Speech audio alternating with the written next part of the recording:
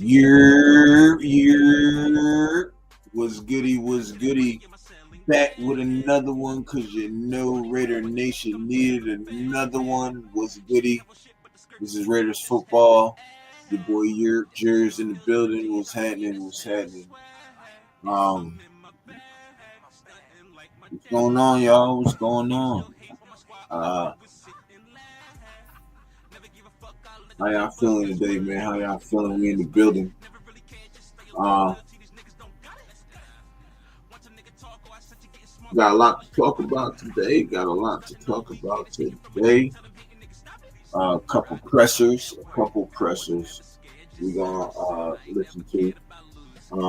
Like I said, I'll be doing that throughout training camp because there's always gonna be pressers and stuff like that. Definitely gonna keep talking about the Christian Wilkins situation. Even though he's not here no more, I still think we need to touch on that a little bit more. Um,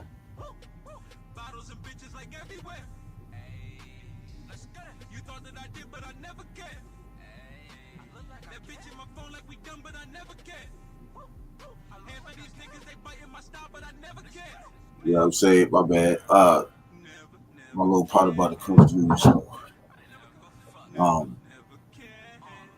but yeah, like I said, you feel me? I think it's something that's not being told, but I got a little bit of the scoop. So, matter of fact, I can play that also, so we all can know what's going on and shit like that. You feel me? So, um, so we're just gonna talk a little bit to my point, get in here in that way. You know what I'm saying? So I've been hearing that Tyree Wilson is playing, is taking a lot of snaps at defensive tackle, but I've also heard from Vincent Boston and I forgot his name, Benny Hill. Oh, that's not Benny Hill. Uh, let me see.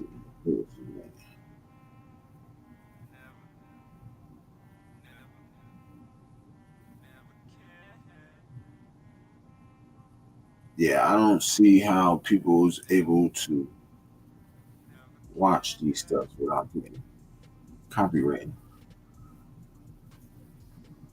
Mm-hmm. Anyways, what's happening, y'all? Make sure y'all drop that like button on there. Hit that like button, man. Subscribe to the channel if you haven't already. Really keeps the lights on over here, so we appreciate you. Um, let's see. Let me go back.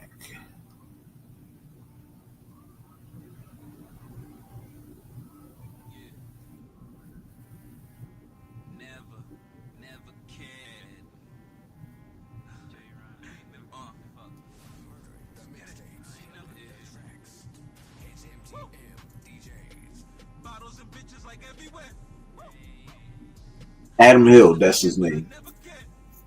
So Adam Hill and they were talking about it. Um, and apparently, it's a lot of things that's going on that you really don't know. Um, so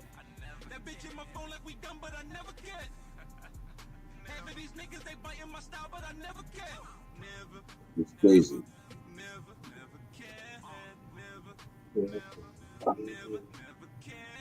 Yeah. Um,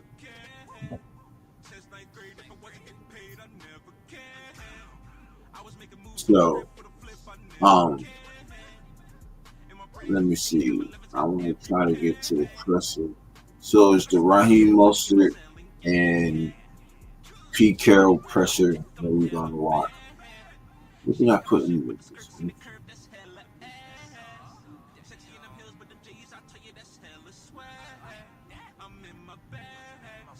But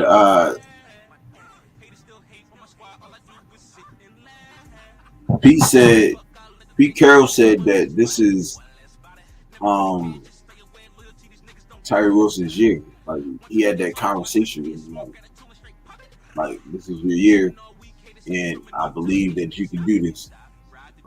So um, you know, Pete said it's up to him to take it over and stuff like that. So hold on one second, now. You hear, bro? All right.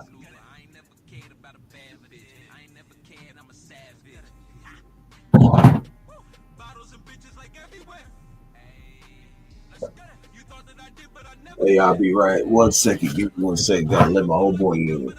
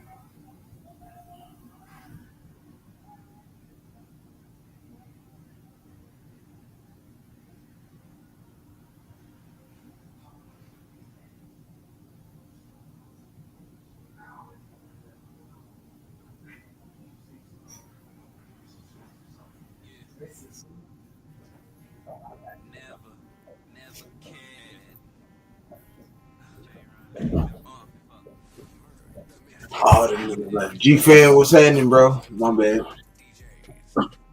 Shit, nigga. Yeah, they ain't gonna see. They might see. I don't even care. Yeah, Yeah, I'll take it.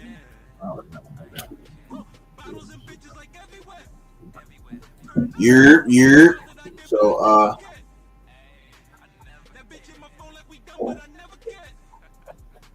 These are like the comments I'll pop up. yeah, Oh, yeah, G fan was in the but just like pop back up.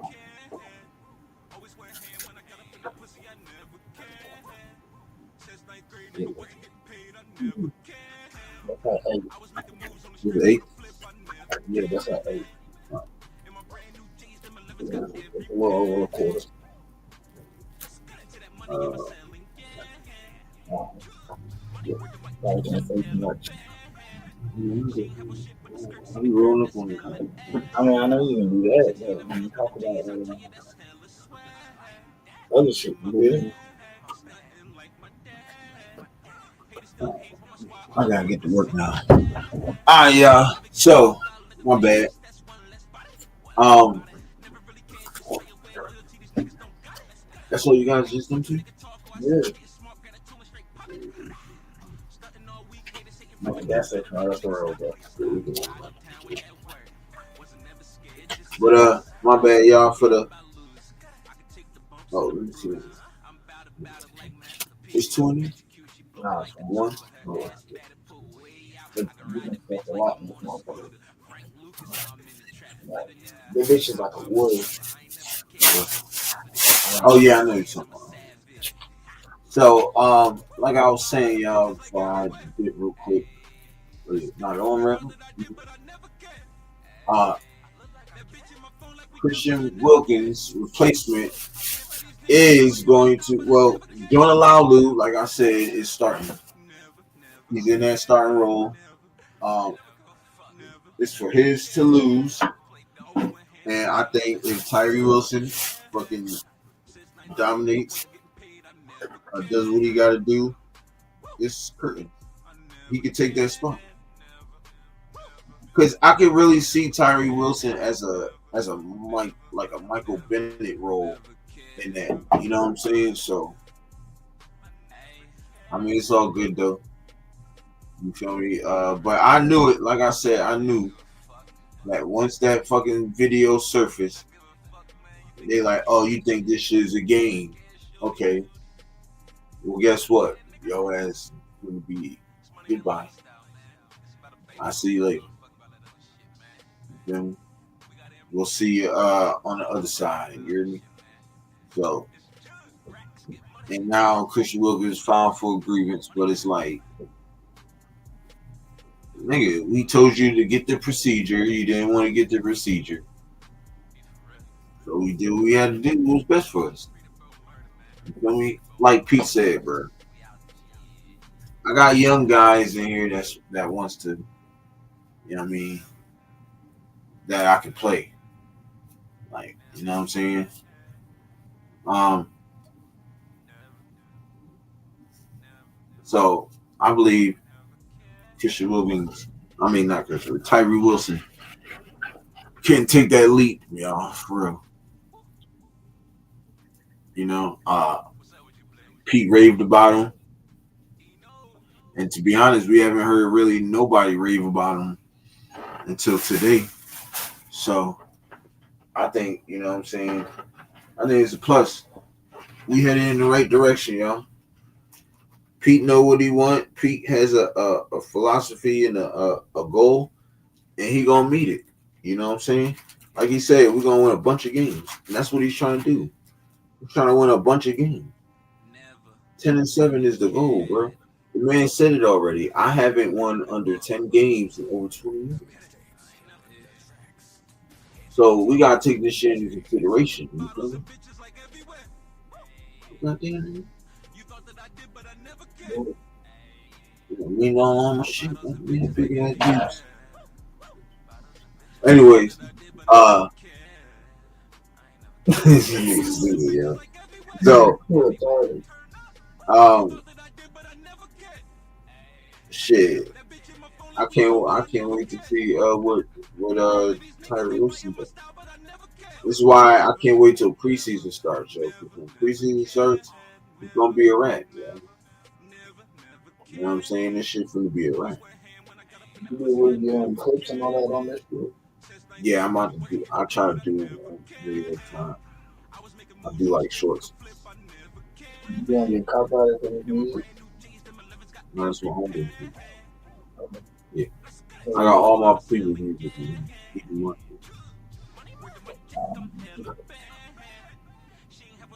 So, like I said, you gotta watch out for Tyree Wilson because I think he's gonna have a good year this year. And same situation too. You know what I'm saying?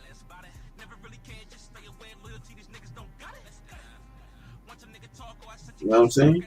Same situation. You know, we had Chandler Jones, and he went off the meat rat and fucking went nuts. What we had to do. You know what I'm saying? So.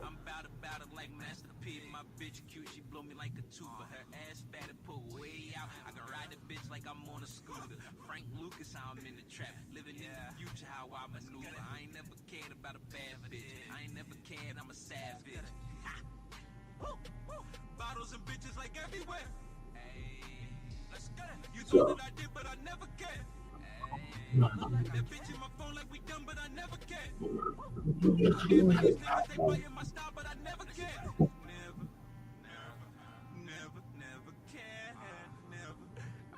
so I look. I don't think we missed a beat.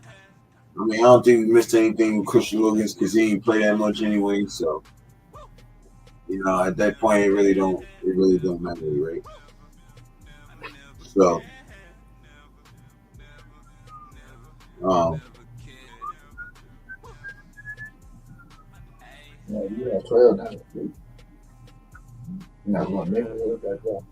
no, that's something. Oh, bro. Yeah. They were towing somebody's car and coming in and do a car total. Yeah, like, oh,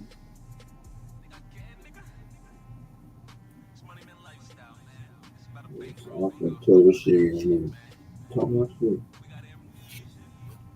I call the police and you're going. hell no. You ain't get my car needed. Shit. I was, well, might as well call You touch my car again, I'm gonna do. them. Well, so I think you can bet environments on this motherfucker. You should be goddamn do like freestyle Fridays or Saturdays or some shit, bro. Just do something. Not to play these pressers. That's why I was waiting on your ass. Well, Not to play these pressers. Cause I ain't want. I live goddamn like almost an hour away, bro. No. What I'm saying is I'll wait. Like when I started like 16 minutes ago. Yeah. So what I'm saying is I was waiting for you to do the pressers. So I had to, leave in the middle of the presser. You feel me? Yeah, I got you. Uh, yeah, we finna watch these pressers, y'all. Um, the presser with shit. Um, presser with Pete Carroll and Raheem Mostert. I think there's another presser too, but I gotta look for it. I gotta see what it is.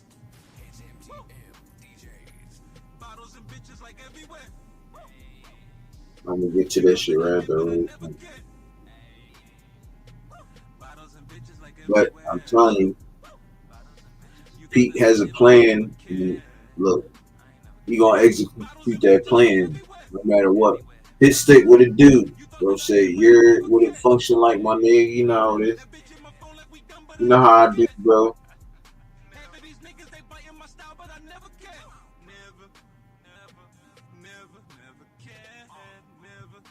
So we talking about this Christian Wilkins situation, bro. And I'm hearing that Tyree Wilson is taking snaps at defense tackle, and Jonah Laulu is now the starter. And I said that too. I said Jonah Laulu will be the starter. I heard that straight from Vincent Boxenor and Adam Hill.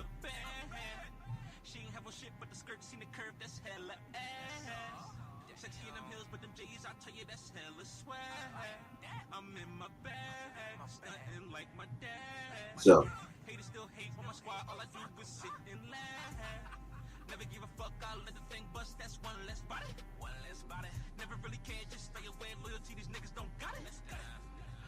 so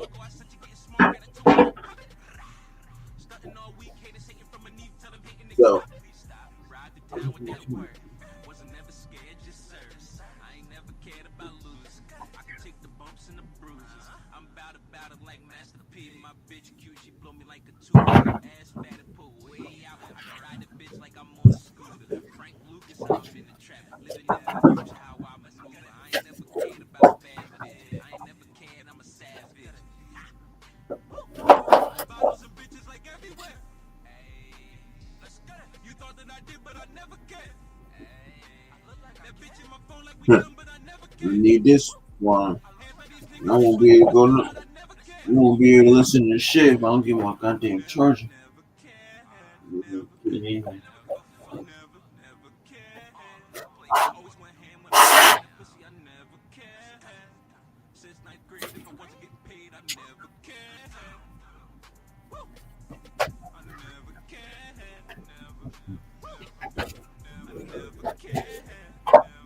Shit right there.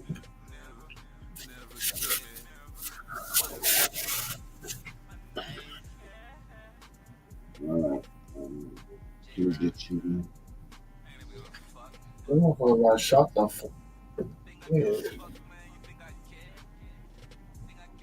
He trying to flip it. He got shot his own phone trying to flip the switch. Hey, Look, first shot. shit, he lucky nobody was sitting here on his ass. He almost shot somebody. Oh, me.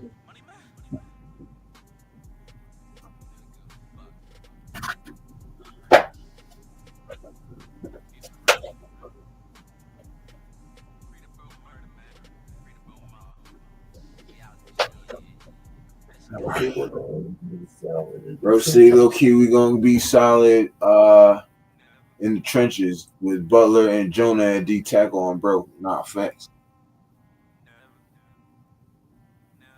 That's facts. He said, I saw that Wilson. He said, I saw that Wilson about to go get hella snaps at D tackle. Low key, he pop off at D tackle on that. Nah, facts. This thing, you ain't lying, bro. Like, I really think he got a shot to fucking. He can take over because if you cooking, Pete gonna give it to you. He gonna continue to cook. Feel me? So, Raider Paul in the building. What it do? He said, Raiders, yes sir.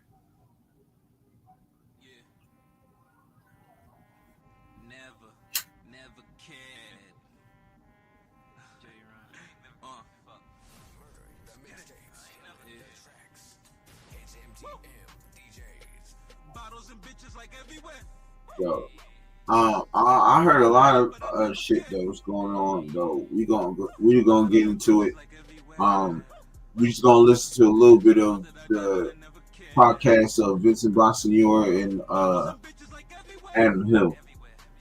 You feel me? So let me pause this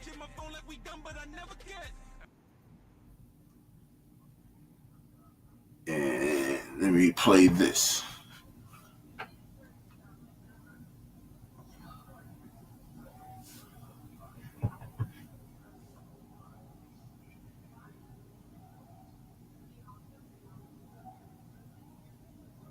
I'm gonna play the presser first, and then I'm gonna play the what's the name. Put that over here. Put those stuff over here. You want to roll that up? You can. I got you. I was gonna say. Yeah, the tray right there. That's the bullshit I was talking about. Just put it down. I don't even want to see that shit. I'm gonna be smoking on catnip. Nigga, what? Nigga said catnip. You gotta chill. I really appreciate that. I've been wearing these for months. Are you comfortable? hey, y'all let me know if y'all can hear it. Sure. I don't want to be popular. That's the advantage of your Vegas trip to move from London. That's right. Pete obviously made a big move yesterday, releasing Christian Wilkins. Talk about the thought process that went into it, but also moving forward, how do you go about replacing that projected? To make our decision. And we watched our way through the whole thing. Keep it really clear with what we said. Hey, y'all let me know y'all can hear this. Return, and so we just had to move on.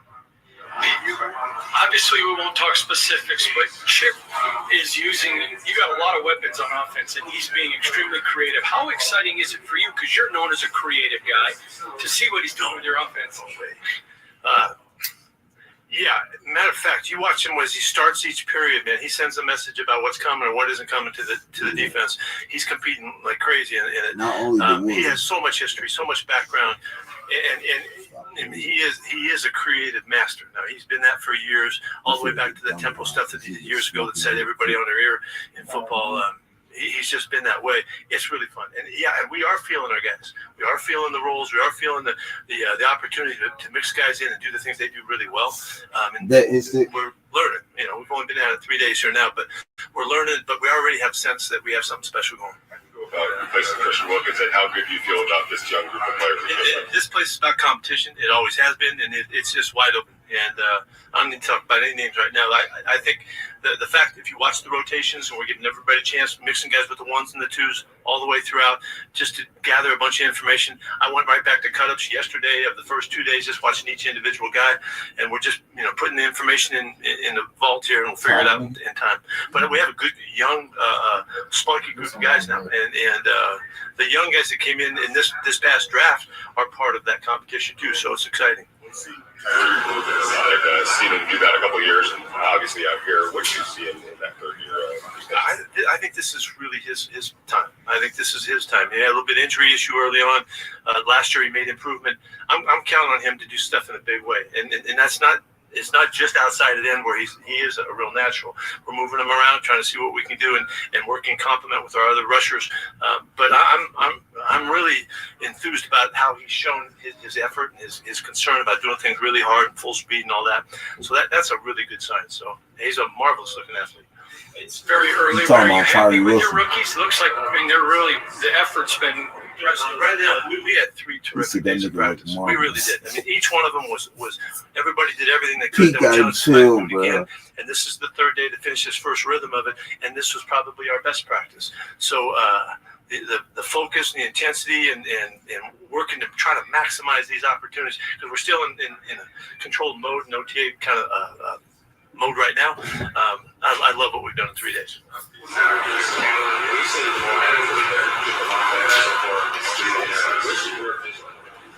Yeah, I told him right off the bat I want him to play inside.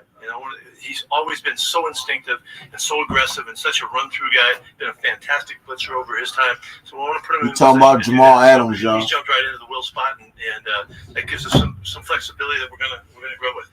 He looks really good. He had a real serious injury a bit ago. He looks like he's back, and so weighing a little bit more than he was before. He fit just right. So I'm really anxious to see how he takes it. He weigh more now. You're already working with him. How valuable is that? You know him so well. Well, do you have any questions, by the way, before you get out of here? If you guys do. Hey, can we get some space, guys? Guys, we're on the podium a little bit. What am I sweating? Go back. Ask it. You already about walking with Jamal before. How important is that? It's really important. We made a big trade to get him because of who he is and the nature of his football style of play, aggressiveness, toughness, and his mentality is really unique. That's why we were so willing to go after him a while back. So to get a chance to get him back in our organization right now and kind of give him an opportunity to get back in flow of the kind of play he's capable of, I'm all over it. And it is because I know him really well and because I think the world of him. So his style of play is so suitable for what we're trying to do here about being aggressive and tough and all that. So, he probably be our best linebacker, bro, for real. What has Jonah Laulu shown you so far in the time people are working with? Jonah hasn't done anything but the right stuff so far. I mean, he's been on it. I found him watching film, coming off the last season before we even got back together and all that. And I thought I saw some really good traits about him. And so I've been kind of in his corner the whole time, pushing him to be one of in the front line of this thing. And so far, he's shown us the flexibility to play different spots, which is good. He's playing really hard. He's playing really smart, and he's making a bid for us. So it's exciting. Obviously, it's a different position, but do you see Jamal maybe as a Charles Haley, just a primary pass rusher, or do you think he can do all 3 downs? No, I don't see him as a primary pass rusher. I think he's an instinctive guy that can do a lot of things. So we don't want to put him on, in any place that locks that down. So he'll be behind the line of scrimmage and on the edge, moving around, just like our system calls for. And he might be a great fit for us. So we're going to give him a heck of a chance. Coached against some of the greats in this game. When you see Max Crosby doing what he does out there, almost like it's a Super Bowl every rep. Yeah, he really, truly is the epitome of what we're looking for in this program. And he doesn't just speak it; he does it. He's a monster on the offense every day. And I mentioned that every time he rushes, you have to be aware that you may have to duck on his speed rush. You may have to flush on his up and unders. He's just that big of a factor, and he's given DJ all he wants, and it's a great opportunity for him to work against a terrific football player. But his presence is really obvious, and it's not just passing it. He over there working DJ Blaze. His consistent intensity is really ideal. He over there working DJ Blaze, bro. has since the time he coached Jamal previously to now? Like, what has changed about him, whether as a leader or as a player? That you've seen so far? He's overcome major surgery, major injury. Yes, sir. I've had a couple guys that have gone through that, and it takes a couple years. And so here we are. So I know who he is, and I know what he brings, and I know what he's trying to accomplish and getting back going again. And we'll see what happens. But he's going to get a real shot, as is everybody. But I'm going to give him a real shot because I can imagine how much of a factor he can be on your defense if he's out there. So great spirit, great competitiveness about him. So, I mean, there's nothing I love more about in a player. That's why we went for him in such a big way before. We saw season ticket holders on day one of camp, and then it was open to the public yesterday with hundreds of Raiders fans here. No fans today, but what has it been like just being immersed in Raider Nation for the first time? We need more. Hey, the invitation's wide open. When we have our open days, let's get all of our people in there. I'm okay if we overflow it. Okay, we can have as many as we want. We can get in here. So the invitation's wide open, and we need it. It is a factor in our practice. It gives us a presence of there's people watching. We're never going to play a game where they're not going to be looking at us and watching us, put us on big TV looks and all that. I want them to feel that as much as possible. So it's great to have them. We need more. Can you talk about Gino a little bit and just it's the early stages of camp, but you also have the OTAs. Where's he in terms of comfort level with Chip's offense? Well, first off, they're connecting. They're going shoulder to shoulder in this thing. We're really working hard with Gino because he has such good history. He's had so many principles and things that he's done that he's mastered. Those will be part of what we're doing as well as the stuff that Chips brings that's creative. Gino being here is such a positive factor for restarting this program. And not just because we were together and he extends the message. He is the message. He competes every single day, every step he takes. He's just the version of Max on the other side of the ball. And that kind of leadership, it's just obvious. I mean, you don't say, he doesn't have to give any speeches or nothing. He just is. So it's just a big factor in jumpstarting. And also, when we're on the field, you see the plays day after day. He keeps making great plays, great throws, great decisions. Scramble one in today, and everybody realizes what we got. And so the D-line are looking to take care of him in the pass rush situations. They're trying to keep him fresh and not get in his way because we want him playing for us. So it's been a great start, and we're just getting going. There's just no hindrances at all. None. Competition and energy has always been a big part of wherever you coached previously, but when you get a chance to reset and do something new for the first time, what are the biggest differences in terms of how you structure things and your message that maybe what you didn't see out of it? Yeah, I was taught a long time ago that you either have a philosophy or you don't, and we have one. But the philosophy is affected by the people, and how they adapt to it and how they make it come to life and all that. And that's what this process. So my biggest challenge is to give them the ways that we believe we can play our football, but then let it become theirs. And so it's really a fun challenge, and it's why I'm so charged up. And I've been a little bit fired up since I've been here. I know that. I know you might have seen that around. But each practice is an opportunity for us. Each day is a statement of who we are, what we're all about. Are we there again? Are we consistent? Are we battling? And so it's a coach's dream to have an opportunity like this, really. And so the fellas are responding in a way that's making it really fun. And we're going to get pads a couple days from now. We'll really start to bring it. Looking forward to when pads come on. It's a big statement for us to make that we're stepping out of the OTA mode and all of that, because the game is at the line of scrimmage and both sides of the football. And until we start knocking each other around and battling to make each other better, you really don't know where you are. And so we can only evaluate what we can. And we've at this point we're in great shape with understanding our players, but this is the next step. And so there's not that many padded days before we're playing, so we'll take advantage of every one of them and expect our guys to get after each other. They realize that it's the guy across from them that makes them. And so that understanding is to bring out the best in everybody. And so hopefully it'll be really fun to watch. Yesterday, was that sort of sending the message about the expectation that you guys had for this club? I hope so. Yeah, I hope so. We have extremely high expectations. I don't even know any other way to think. And I don't care what year it is or what team it is. It doesn't matter to me. I mean, this is either going for it or you're not. And we're going for it. And whatever that means at the end of it, we'll find out. But in the meantime, there is no standard that we can set high enough that we can't challenge for. And so we're going for it, like I said. And these guys are on board. They get it. Something that I noticed is how much you kind of move around your defensive backs and kind of like in rotation. A lot of guys getting in there in the backfield. What do you believe is the intentionality behind that, kind of being an open competition? Who's the guys that you like? We're gathering information, really, and I want them to feel what I'm saying. This is, you're either competing or you're not, and so I've got to give them the opportunity to show what they can do and who they are and how far along they've come. And I'm not afraid one bit of playing young guys. If rookies play, I'm fine with that. I haven't been doing that for years. That's a positive if that can happen. So we have to give those guys opportunity to show themselves, and so that's really what it is. And if you notice, we're mixing everybody at all spots with that intention.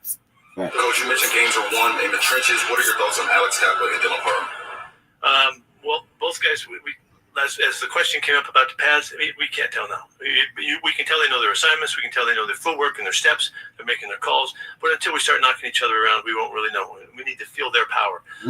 But they've done just positive things so far, so we're in good shape going into the pad days. Last one, Adam. Coach, you brought Jermaine Pratt in pretty late in the process. Jermaine Pratt came in pretty late in the process. I guess everybody knows what he can do. He's a very accomplished player, but how is he in terms of picking up this guy? Well, he was off to a good start first couple of days. He's got a hamstring just a little bit tight, so we're just making sure that he can get to the fifth practice. Is really what we're doing. We'll give him this day off and then try to get him right back. He's instinctive. He's physical. The way we're playing him, the things we're asking him to do are right up his alley. And it's a pretty tough-looking group now. Pretty tough-looking group. Devin and what E-Rob brings and what Pratt brings and what we're seeing. Jamal has an opportunity to try to add. It's a physical, hard-hitting, hard-running group now. I'm really excited about that aspect of our defense. Thank you. Customize and save with Liberty Mutual. So I'm gonna give you out what I thought about that. Raheem Mostert is next. I think it was he said everything, bro, that we needed to hear. You feel me? He talked about, we had to just go our own separate way. We watched the process, how the process turned out, and we felt like he wasn't the fit and for the long term, so they got rid of him. And we'll get more into that anyways, but he talked highly of Christian Wilkins. Tyree Wilson. He spoke highly of Jermaine Pratt and a couple guys. And I feel like I feel how Pete's feeling, bro. Like, I think we're gonna win this. We're gonna win this. We're gonna win a lot of games, and even when we lose, they're gonna feel like we won because how bad of a beating we're gonna give people. You feel me? So, and how physical we're gonna play. I also talked about Jamal Adams. Maybe starting at linebacker, my man, or playing at linebacker. You feel me? Like, he can play anywhere now. So that's another weapon for us. And I think he makes the 53. I think Jermaine Pratt, I think all them guys make it.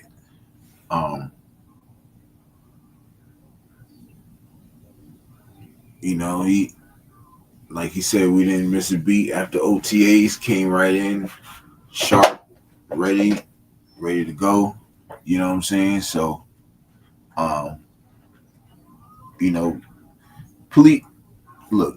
Pete believes in these guys. You know what I'm saying? And he wouldn't take on this type of challenge or type of team if he didn't believe that he can get the best out of these guys. You know what I'm saying? So sky's the limit for us, y'all. You feel me? Sky's the limit for us. I believe that, it's gonna be good, bro. Like, Pete's gonna coach his ass off, and this coaching staff's gonna coach their ass off to get these guys where they need to be. So I'm excited. I can't wait though for that. I mean, so next person we got up is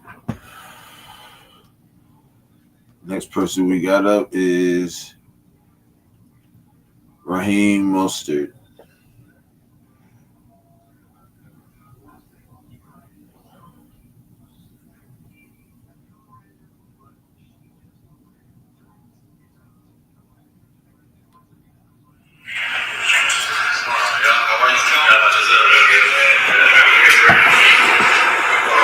How you feeling so far the first couple of days of training camp?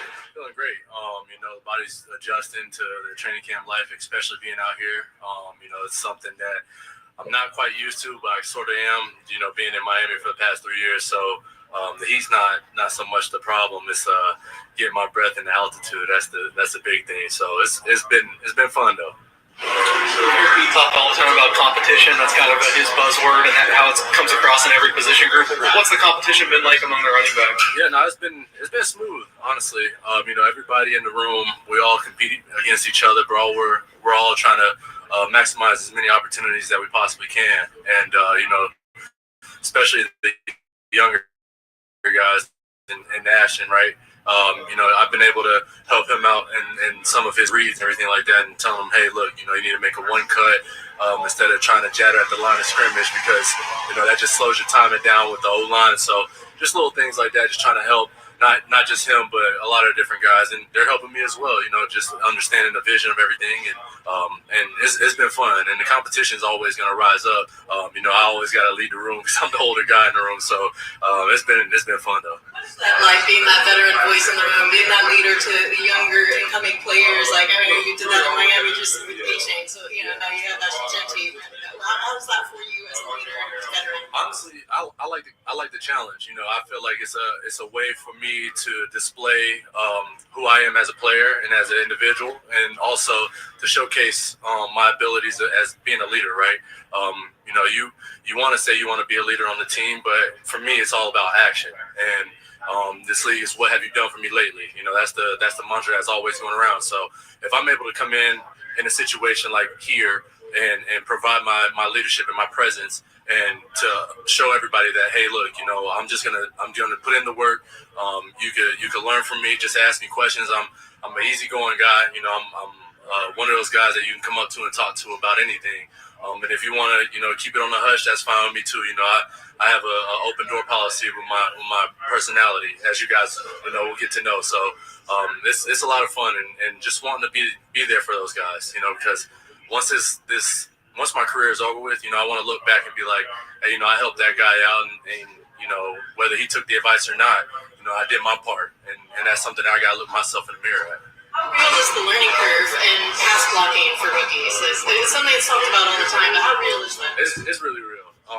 The game, when you're in college, right, and me and Ashton talk about it, when you're in college, you have a lot of different things coming at you. The game's not as fast as like what it is in the NFL. And you have to slow down your thought process. You have to make sure you're reading all the defensive keys that allow you to in response to whatever the defense is doing. So it's a challenge for guys, especially the young guys, but they're getting the hang of it. Especially this generation, they're picking it up just like that. So.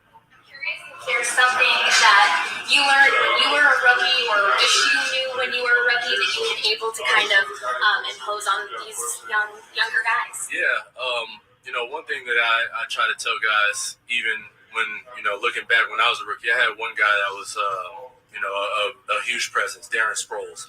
I was with Chip with the Eagles, and Darren Sproles was my mentor. He was a guy that I truly leaned on, and one of the things that he helped me out, with my growth was that hey, look, you might not be the biggest, might not be the strongest or the fastest. In my case, I am the fastest, right? But it's all about your heart and your want to, and your determination, and ultimately your goal.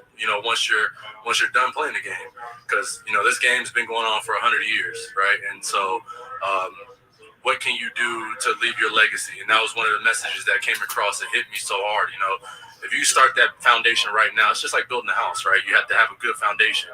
If you can build that foundation as a young guy and work your way up and continue to showcase yourself each year, in and out every year, you know, that in itself is going to leave behind a good legacy. And that's something that I try to tell the young guys too. So, and they, like I said, they pick up on it. How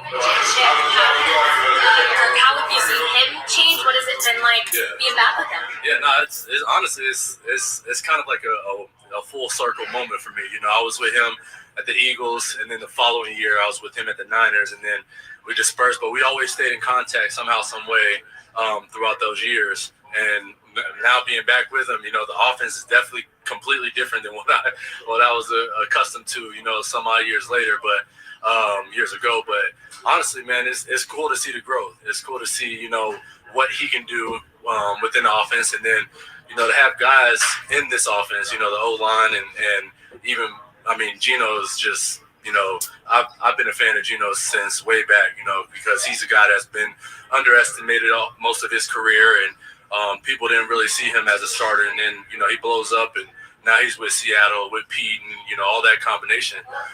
It's just it's inspiring in itself. And so to be able to have Chip and Geno and all these different pieces around, you know, and Brock and Michael and everybody else, man, it's a good feeling. I have a really strong feeling about this offense. You know, it's something that I haven't felt, you know, for quite some time. I mean, no disrespect to, you know, my previous players, but, you know, just the camaraderie and being a first-year team is definitely something that's, you know, taking a huge still on.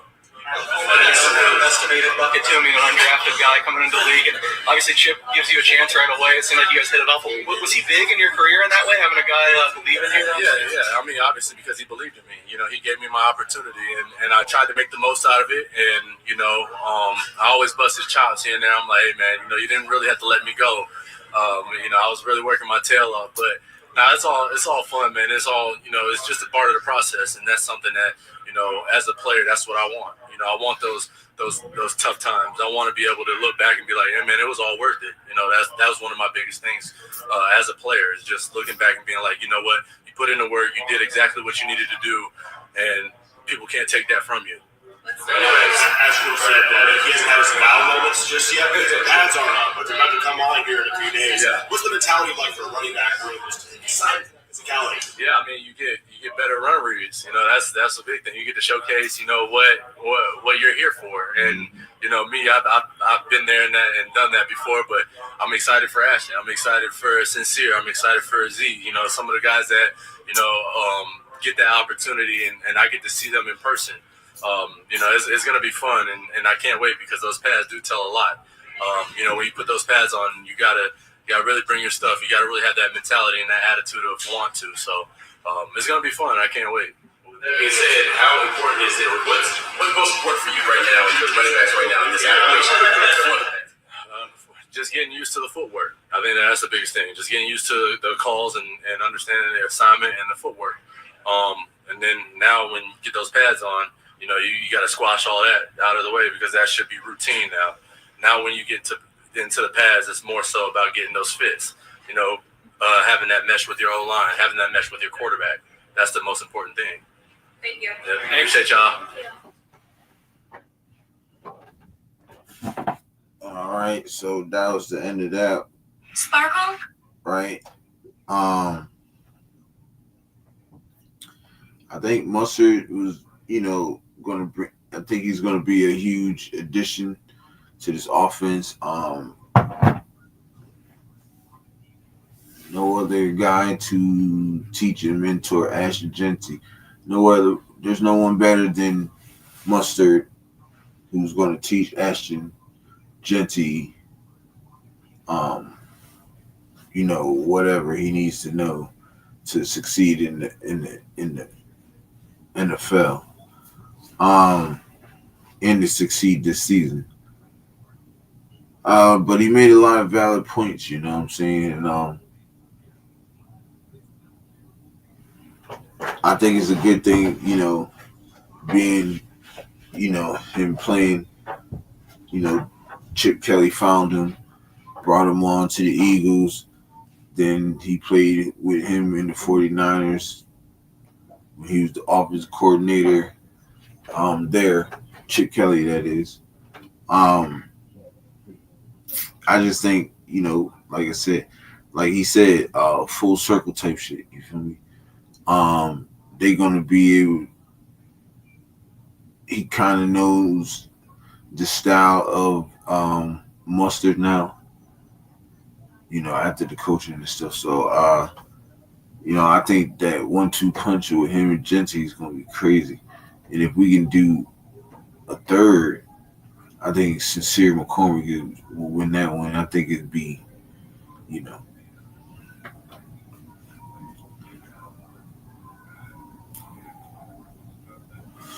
Sincere McCormick get it there as that third. It do a state. But yeah, Mustard. It wasn't really much with Mustard. You know what I'm saying? Basically, he was just saying, how, he's open to, listening to what anybody got to say or whatever they want to do, or any advice they need. You feel me? So, thought that was dope. And yeah, we'll see. We'll see. I think it's I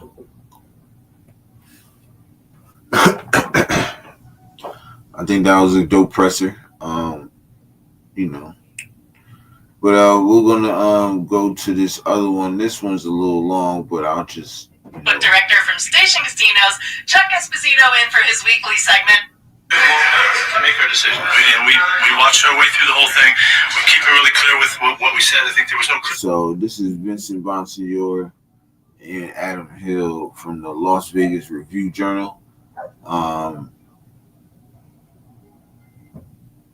Yeah, this is their First and 10 podcast, and the question is who's going to replace Christian Wilkins. So here it is. Path to his return, and so we just had to move on. Welcome back, Raider Nation, to Vegas Station First and 10, your go-to for Raider news and analysis, and that was Pete Carroll talking about Christian Wilkins. Some breaking news, obviously, not necessarily breaking news that happened yesterday, but some explosive news, without question. We're breaking since we talked to you guys 24 hours ago. Right, like almost literally right after we filmed our last podcast. We're doing one a day here throughout training camp. Before we get to all of that, Christian Wilkins, Pete Carroll's comments about Christian Wilkins and the plan moving forward to replace him. Just want to remind everybody that Vegas Nation's podcasts, including First and 10, are brought to you by the Las Vegas Review Journal and Station Casinos STN Sports. And we thank them for all of their support. By the way, I'm Vinny Bonsignor. I cover the Raiders for the Las Vegas Review Journal and Vegas Nation. To my right is my great colleague and friend, Adam Hill. He also covers the Raiders and everything else in Las Vegas for the Review Journal and Vegas Nation. Not surprised. I guess let's just backtrack first of all. If you have not been tuning in, maybe you were working the late shift last night and are waking up to this, or whatever the case might be, the Raiders released Christian Wilkins, their high-priced defensive tackle that they signed last March to a 4-year, $110 million. It included 82 and change million in full guarantees. We'll get to that part of it in one sec.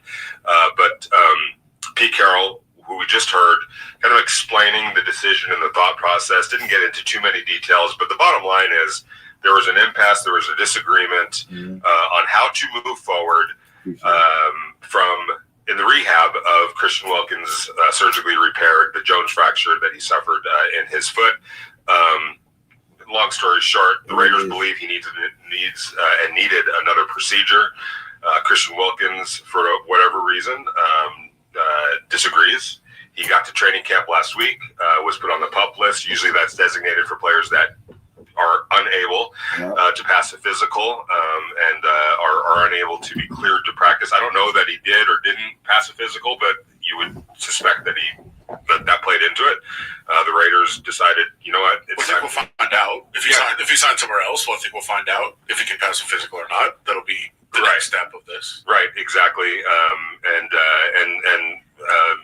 the other part of this, the other pertinent part of this, not only are the Raiders cutting a player that they were counting on pretty big time, whether it was last year or this year or moving forward, they're also trying to void the remaining guaranteed portion of his contract, which adds up to just over $35 million. That includes this year's salary, $8 million, next year's salary, which was guaranteed for injury, and then also became fully guaranteed the second day of the new league year last March.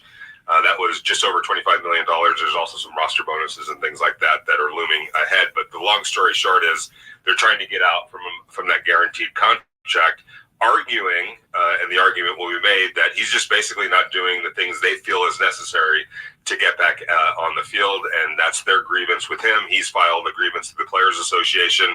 That'll all get sorted out. But I guess initially, your thoughts, Adam Hill, on the significance of the loss that this is, and then B, how do you go about replacing the projected numbers that Christian Wilkins was expected to produce this year, knowing that he only played 5 games, had 11 solo tackles and 2 sacks last year, so it's not this big massive hole. You're not replacing Max Crosby right now.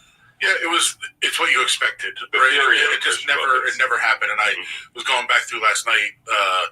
Some of the quotes from Christian Wilkins when he signed, some of the quotes from the team when they signed Christian Wilkins, of having this great pairing with Max Crosby for years to come. And they won exactly 1 game together. Yeah, we saw a glimpse. 1 game. We saw a glimpse last year in training camp of what it could look like. Sure. It was pretty impressive, at least in training camp. And a lot of that, as Pete Carroll likes to refer to this phase of training camp, the OTA version of it, which means no pads. So you put it in perspective, but it did look good. It looked explosive, but they got 5 games out of it and 1 win, as Adam talked about. So it's not like, this is this long-standing player with the Raiders who now they suddenly and out of nowhere have to replace this massive production. By the way, if you're thinking they won 2 games with Christian Wilkins, you're right. Max missed one of those. So it was only 1 game that they won together. But yeah, look, what you're replacing is the concept of what could have been. Exactly. Like, you're not actually replacing a guy that was out on the field or contributing a lot, or a guy that you had seen at all through OTAs or minicamp, right? I mean, so they're talking about the Christian Wilkins situation, and yes, they're definitely right. It ain't like we're replacing somebody who played all 17 games for us.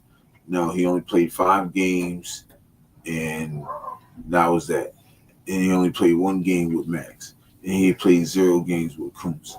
So, like they were saying, Jonah Laulu, that's what I've been saying.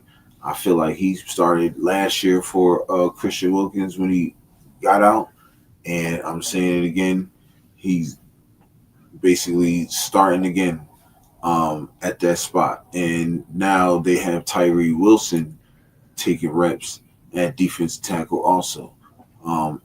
As well as defensive end, but if he shines at defensive tackle, they're just gonna keep him there, and that's where he's gonna be. That's gonna and shit. Why not? Let him pack on some more pounds throughout the season. You know what I'm saying? He could be fucking disruptive, like crazy. So,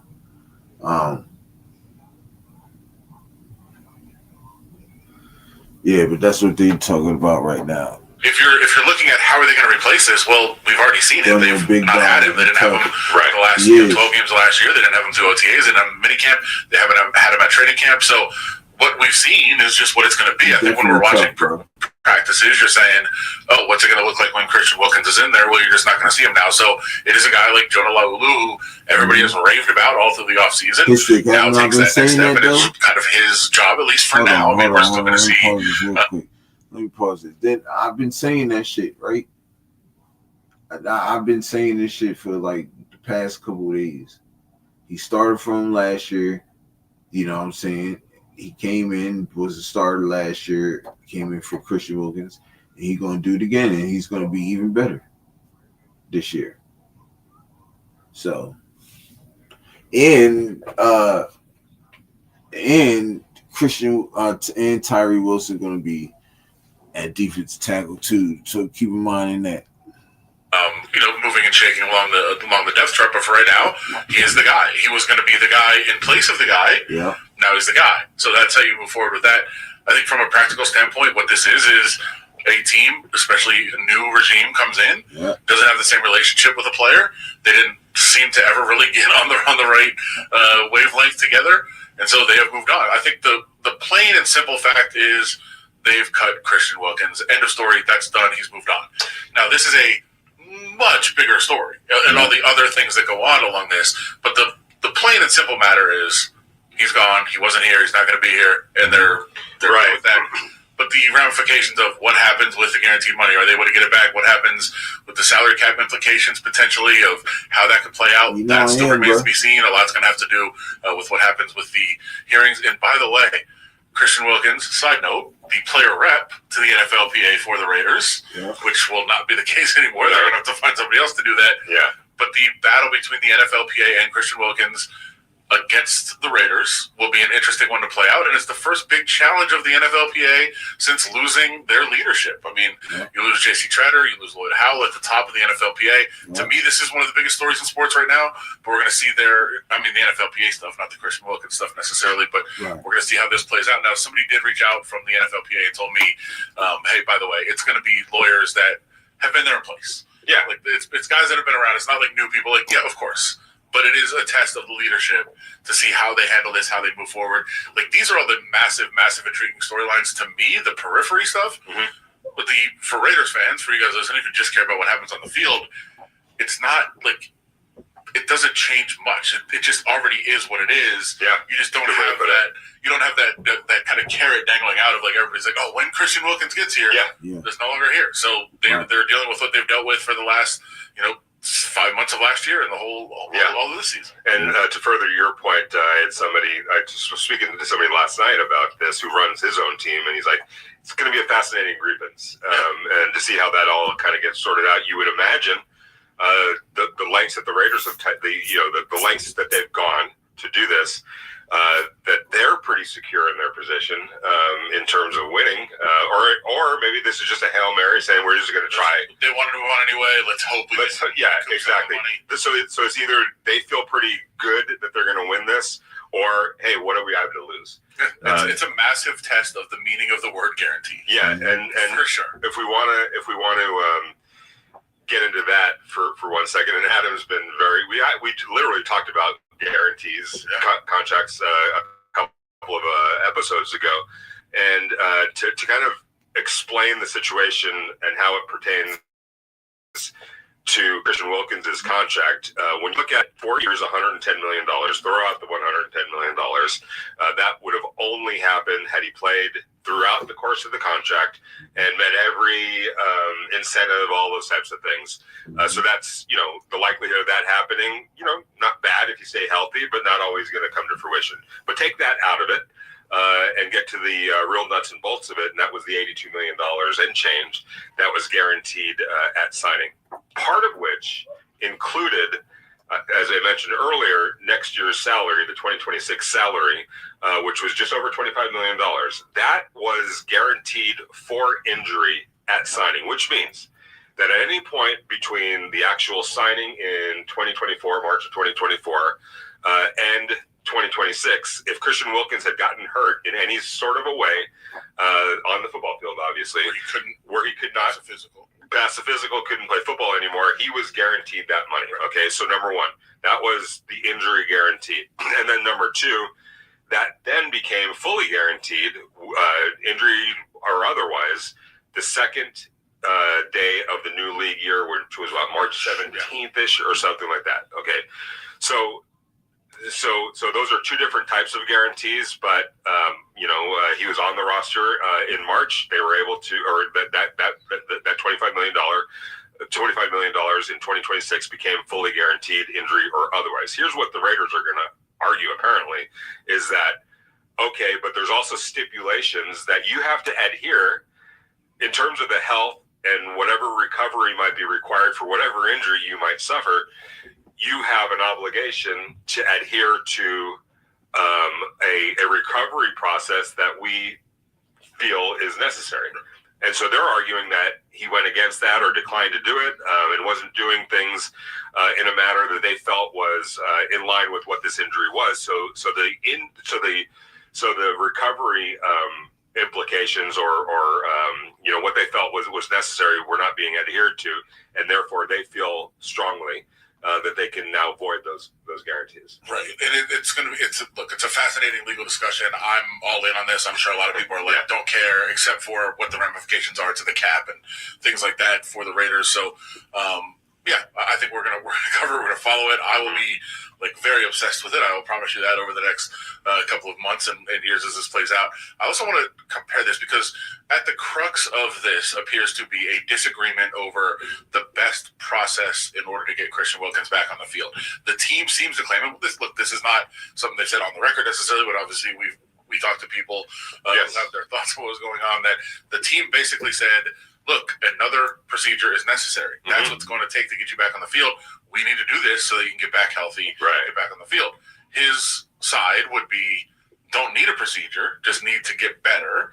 Or, as I'm sure what the team will claim, and this is, I'm going to step out and say this is just speculation. This is not something that we're reporting. The speculation would be from the team saying, you're not getting the procedure because you don't want to play. You just want to sit out and collect your money that's guaranteed and sit out. That's what the team will probably claim. Well, and in addition to that, what I think one of the cruxes, one of the principal components of their argument is going to be is that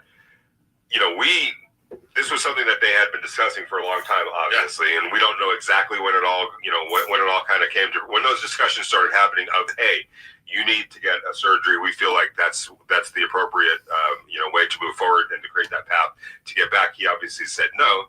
And I think what they're going to argue is, well, you showed up for training camp and you weren't any better for whatever your plan was. Your plan didn't work. Your plan didn't work. I'm going to say this, and it's slightly different, but there is I know a lot of our viewers are not in Vegas or other places, but here in Vegas, as somebody who's covered sports for a long time here, there is a fairly comparable situation, although it was more just a disagreement over a procedure that was involved in hockey. So the star of the Golden Knights now is Jack Eichel, a very prominent player in the NHL. The reason the Golden Knights have him is because he was a member of the Buffalo Sabres. There's other things that went on. There was more things behind the scenes in terms of the relationship with Jack Eichel and the Sabres. But at the crux was, and I'm maybe forgetting some details, I was very plugged in at the time, but it's now 4 or 5 years ago. But at the crux of the debate was Jack Eichel needed a very serious procedure. Yes. There's an old school way of doing this procedure, which gets you back into playing not very quickly, much more quickly. It was brutal on the body. Athletes that have had this for the last 20, 30 years have had their career shortened. They've had their life, not as quality after they were done. It's a very brutal procedure, but it'll get you back out there. And he said, look, there's a new procedure out there. Other athletes have had this. It's working well for them. The recovery process is a little longer, and it's not, it's still experimental, so not everybody's coming back right away, but quality of life down the road is better. I think this is the best course of action for me. They were at a stalemate, couldn't really decide, and eventually ended in him being traded. They were like, we're done with this. We're trading him. Shipped him out, went to the Vegas Golden Knights, got the procedure, and has been fairly healthy. Exemplary, since it happened. Yeah. Great player, but fairly healthy as well since it happened. So there was a disagreement between the team and the player about how best to approach his medical situation. Same thing here. I mean, it's not procedure versus procedure, but it's procedure or no procedure. And this is not a new thing necessarily in sports. No. Usually, it's handled behind the scenes. They figure out some compromise or some course of action going forward, and it's really never even discussed or talked about or heard about by the public, or it gets out. In this case, it just got to a point, and I think a lot of it has to do with they didn't have that relationship with him either. No. It's not that they didn't sign him. They didn't have him last year. They come in and they're like, what is going on here? Yeah, and quite honest, going all the way back to April, there were some rumblings about they weren't connecting. Let's put it that way. Here's my question, and again, I'm not reporting anything because I don't know. Maybe this will all come out in the wash. Maybe it won't. But I do wonder if in June, when the Raiders informed him that hey, we're voiding the remaining guarantees of your contract, that does not mean that they're avoiding the contract. Right. What it means is they were it didn't affect the paragraph 5s, which when you add up, basically that's the contract. So the $35 million or so was still available to him. He just needed to play at that point rather than just have it guaranteed. So I'm wondering, and I'm very curious if they did that with the idea of, hey, but if you do get the surgery, we'll just reinstate the guarantees. We feel like, that would be an agreeable situation. And again, he declined. He filed a grievance through the Players Association. The Players Association went forward with that yesterday. I don't know if they went forward with it yesterday before the release or after the release. I guess it's neither here nor there at this point. But it feels like they tried everything, at least from their perspective, to get him to get on the same page as them. It just never came to fruition, and now they are moving forward. Yeah, and obviously this is they've been preparing for it. I mean, like we said, they haven't had him out there, so a lot of guys have gotten reps. By all accounts, Jonah Lulu has had a massive summer. We talked about that a lot. I actually talked to Jonah during the summer out at UNLV one day, and he was just very, very confident how well he'd done this offseason and was getting a lot of really good feedback about what he's done, and all the coaches have kind of raved about him. So is Max Crosby. Huge opportunity for Jonah, huge opportunity for a lot of guys, and let's not forget the Raiders did address the position in the draft with a couple of selections in the mid rounds for some depth that they could have at that defensive tackle. So they've got options. They've got guys that now have an opportunity to step up, and we'll see what happens with that. Right, and we're going to take a little bit of a break, but before we do, we're going to hear from Pete Carroll right now on how the Raiders plan to replace Christian Wilkins. This place is about competition. It always has been, and it's just wide open. And I don't need to talk about any names right now. I think the fact, if you watch the rotations, and we're giving everybody a chance, mixing guys with the 1s and the 2s all the way throughout, just to gather a bunch of information. I went right back to cut-ups yesterday of the first 2 days, just watching each individual guy, and we're just putting the information in the vault here, and we'll figure it out in time. But we have a good, young, spunky group of guys now, and the young guys that came in this past draft are part of that competition too, so it's exciting.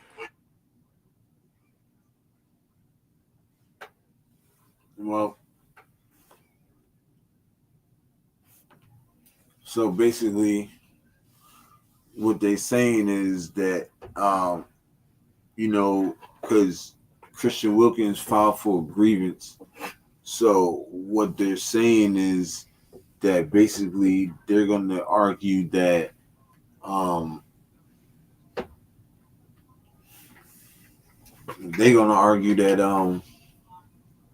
you want me to roll that? Oh, you got it. I mean, if you want to roll it, I ain't gonna say no. I could roll it. Yeah, I'll do that. So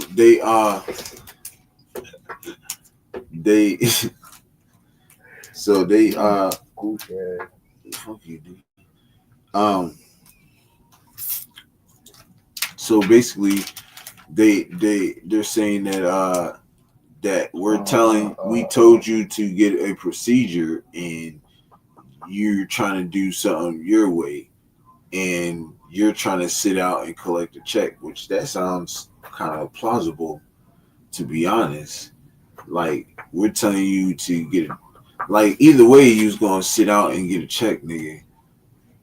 Even if you'd have got the procedure or not, you still would have got the check. You feel me? So I don't know. It's going to be interesting. It's definitely going to be interesting. For real. Did you want to break it up? Said, thought you were going to break it up, fool. I got it. I got you. From Station Casinos. Okay.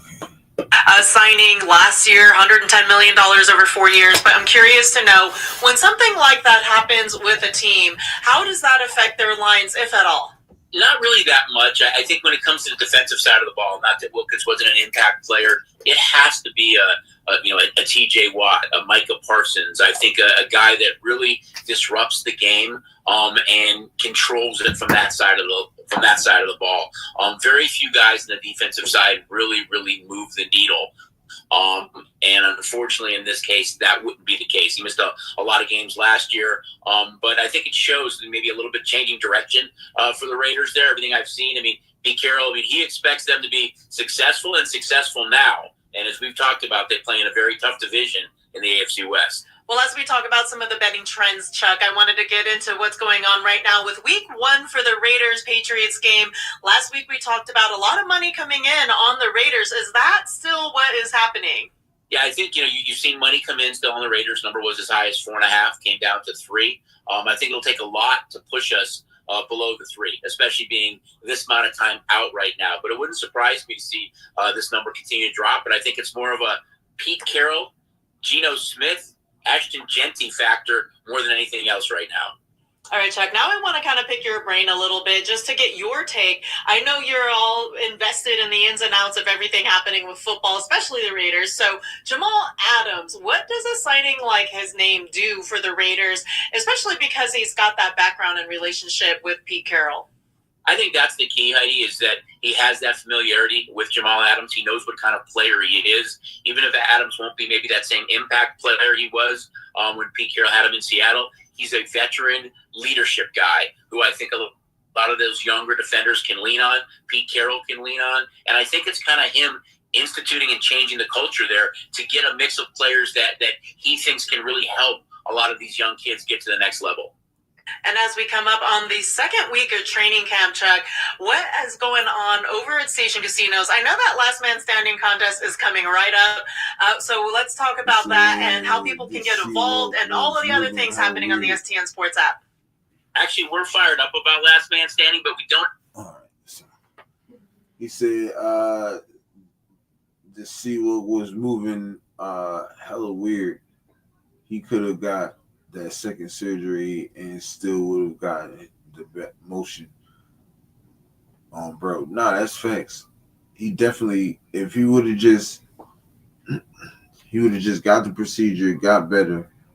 Because they voided it. They would have. I'm gonna get back to it. But they said they would have unvoided that.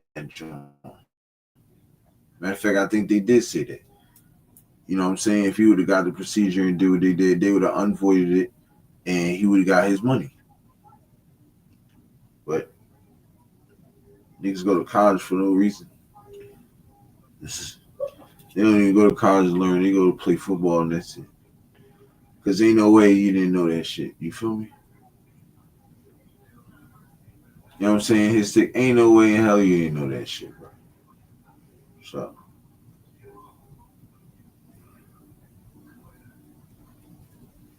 It's crazy work, son. That's crazy work. But like I said, Jonah Lawler's gonna be starting. Look, I know my shit, bro. That's why I'll be able to talk how I talk. You know what I'm saying? I know my shit, bro. I told y'all. Jonah Lawler will be the starter. And to be honest, I think Christian Wilkins is gonna get in there too. I mean, why I keep saying this nigga name?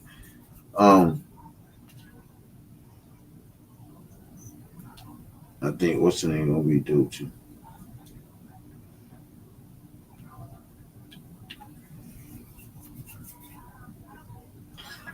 So yeah. So back to the John. You're a big fast twin. This nigga SeaWorld not his 10. Not on his 10, no, bro. Nah, he ain't on his business. But you can tell he wasn't. You gonna have a surfer. You got you supposed to be rehabbing. You got a fucking viral video going up of you motherfucking singing in some pink ass Crocs, nigga. Like come on, bro. We gotta do better than that, man. You know what I'm saying? Niggas gotta do better than that. That's just for the birds, bro.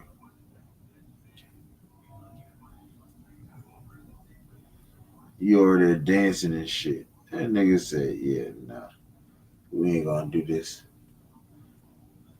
I think we're gonna give you your walking boot papers.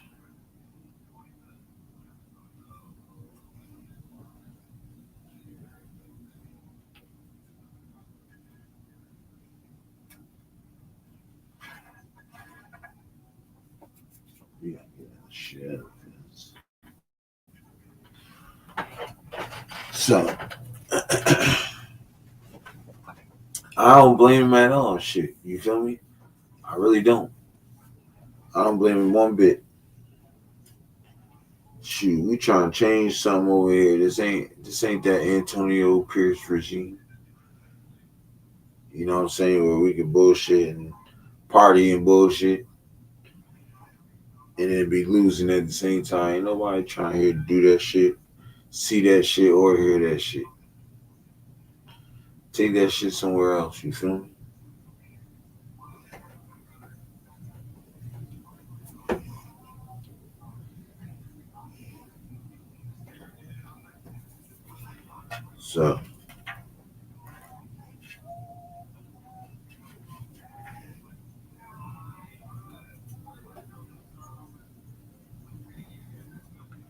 So that's all I'm saying.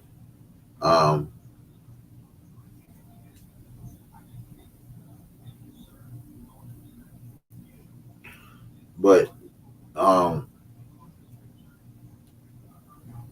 look, we're gonna be exciting this year, bro. I'm telling you, we definitely gonna be exciting this year.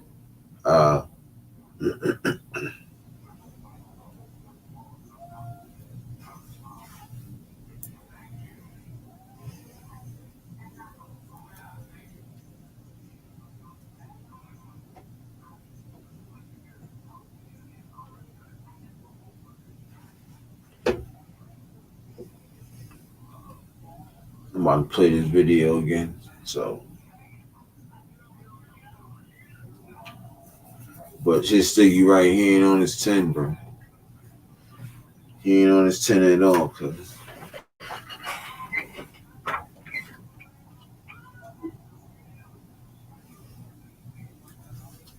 Yep. It was a power move with moving. Definitely. And we've already, so we ain't got to pay that nigga shit, bro. Like, Spike Tech is the GOAT. For real, for real. Spike Tech is the GOAT. All right, let's see.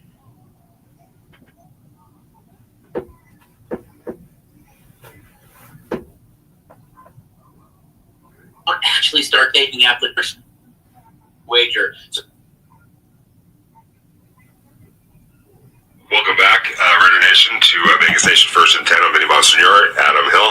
We're talking about Christian Wilkins. You just heard from Pete Carroll talking about the competition, and he went back last night and started looking at all the cut-ups from the first 2 days, the individual cut-ups of all the defensive linemen now that are that move up a notch, basically, now that Christian Wilkins officially won't be here. A couple of guys, we mentioned Jonah. And I think that, he's definitely in line to start alongside Adam Butler. But what I found pretty interesting today, and this was the first day of life without Christian Wilkins officially, every time and today was really the first time they exclusively went ones versus ones, first team offense, first team defense. So when the first team defense was in their base, like let's say on first down or not necessarily passing downs, Jonah was in there next to Adam Butler. On longer down situations where more prone for pass situations, Tyree Wilson replaced Jonah in the defense, trying to get another pass rusher in there. So I found that kind of interesting that Tyree is now, I think, part of the plan in the interior. Maybe not as a down in and down out like Jonah would be, but somebody that when it gets right down to it and they need to get their best pass rushers on the field or create as much pass rush as possible, Tyree would be part of that picture on the inside, not the outside. Yeah, and that's kind of what he's done a lot of the last, especially last year.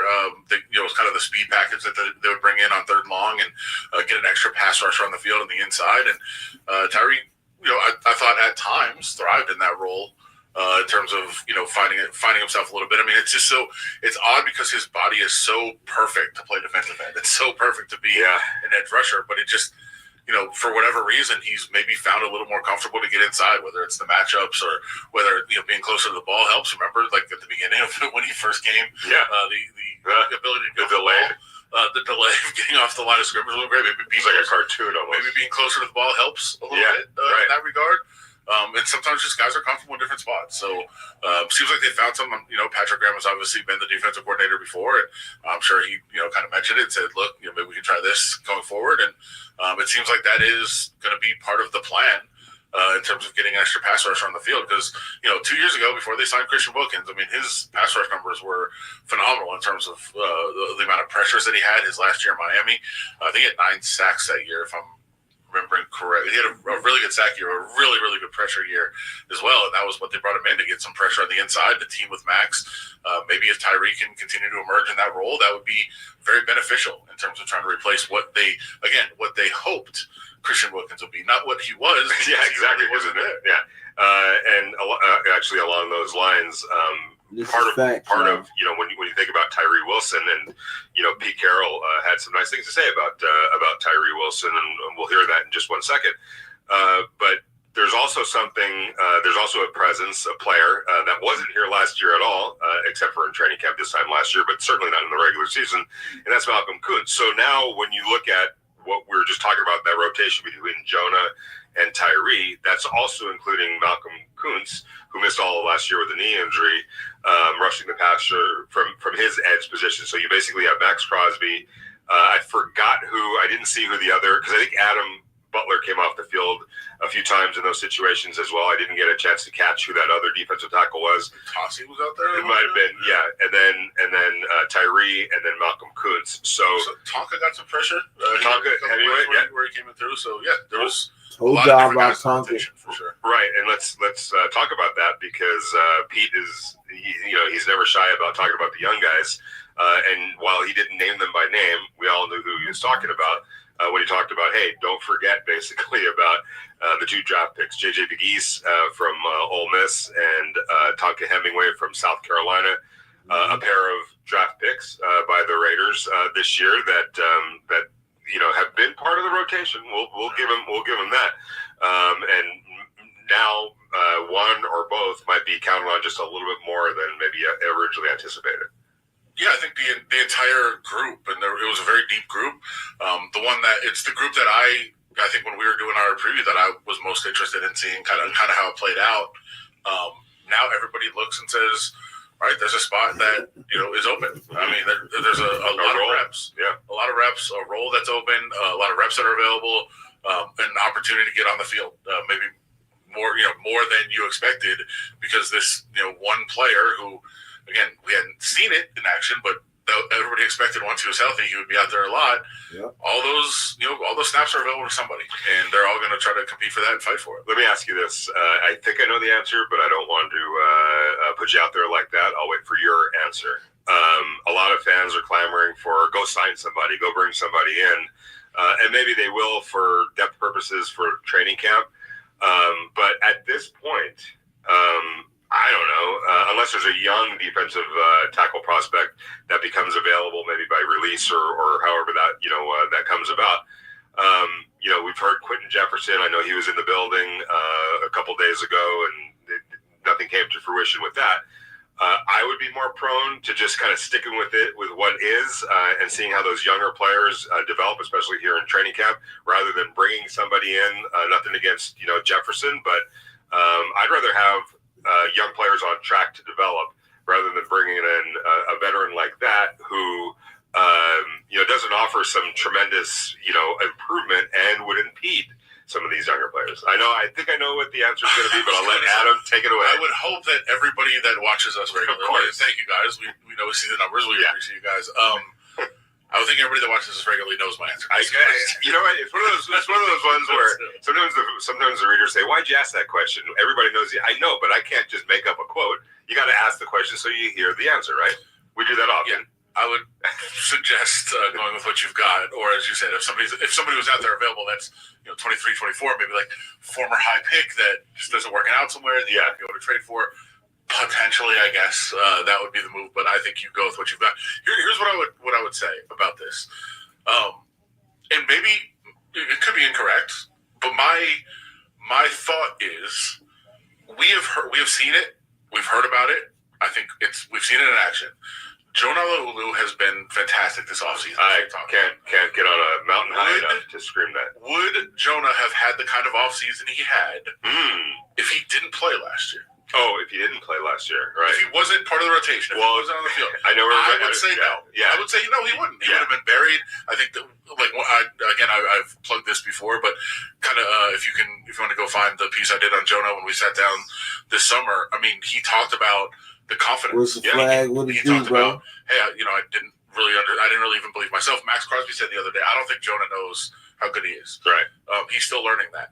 I think he needed to be on the field to learn that. Well, I don't think he would have. So my take would be, yes, get these young guys out there, and if they're not ready, if they're not good enough, if they're not good, I mean, let's just say maybe you find out that they're not going to be good. Yeah, they're not going to valuable information as well. I'd rather know that than to have like young guys on the bench and then go into next summer like, hey, maybe this guy's going to be able to let's give him a shot this year. Right. Find out now. Yeah, and I think what you're basically saying is that it's not that he smelled blood. It's that he proved to himself that there's a baseline there and the potential to grow. And you only learn that by actually playing. Like if he hadn't played, as Adam suggested last year, and he got a great opportunity, and good on Tom Telesco and the previous staff, which includes some guys that are still in this building, that your pro post personnel guys who jumped right on Jonah as soon as he was released at the end of training camp by the Indianapolis Colts.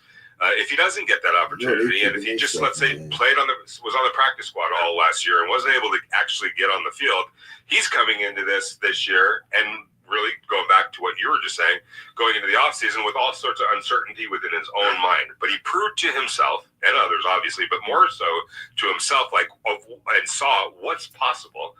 And now I already know that there's a baseline for me. I want to go higher, so I'm going to attack this offseason as a result. And I'm with you. I think that gave him great motivation and momentum going into this offseason. And there's no question, based on what we've seen anyway, that he took advantage of that. Yeah, that was my take, and it's an argument we've had about a lot of different positions really on the team. That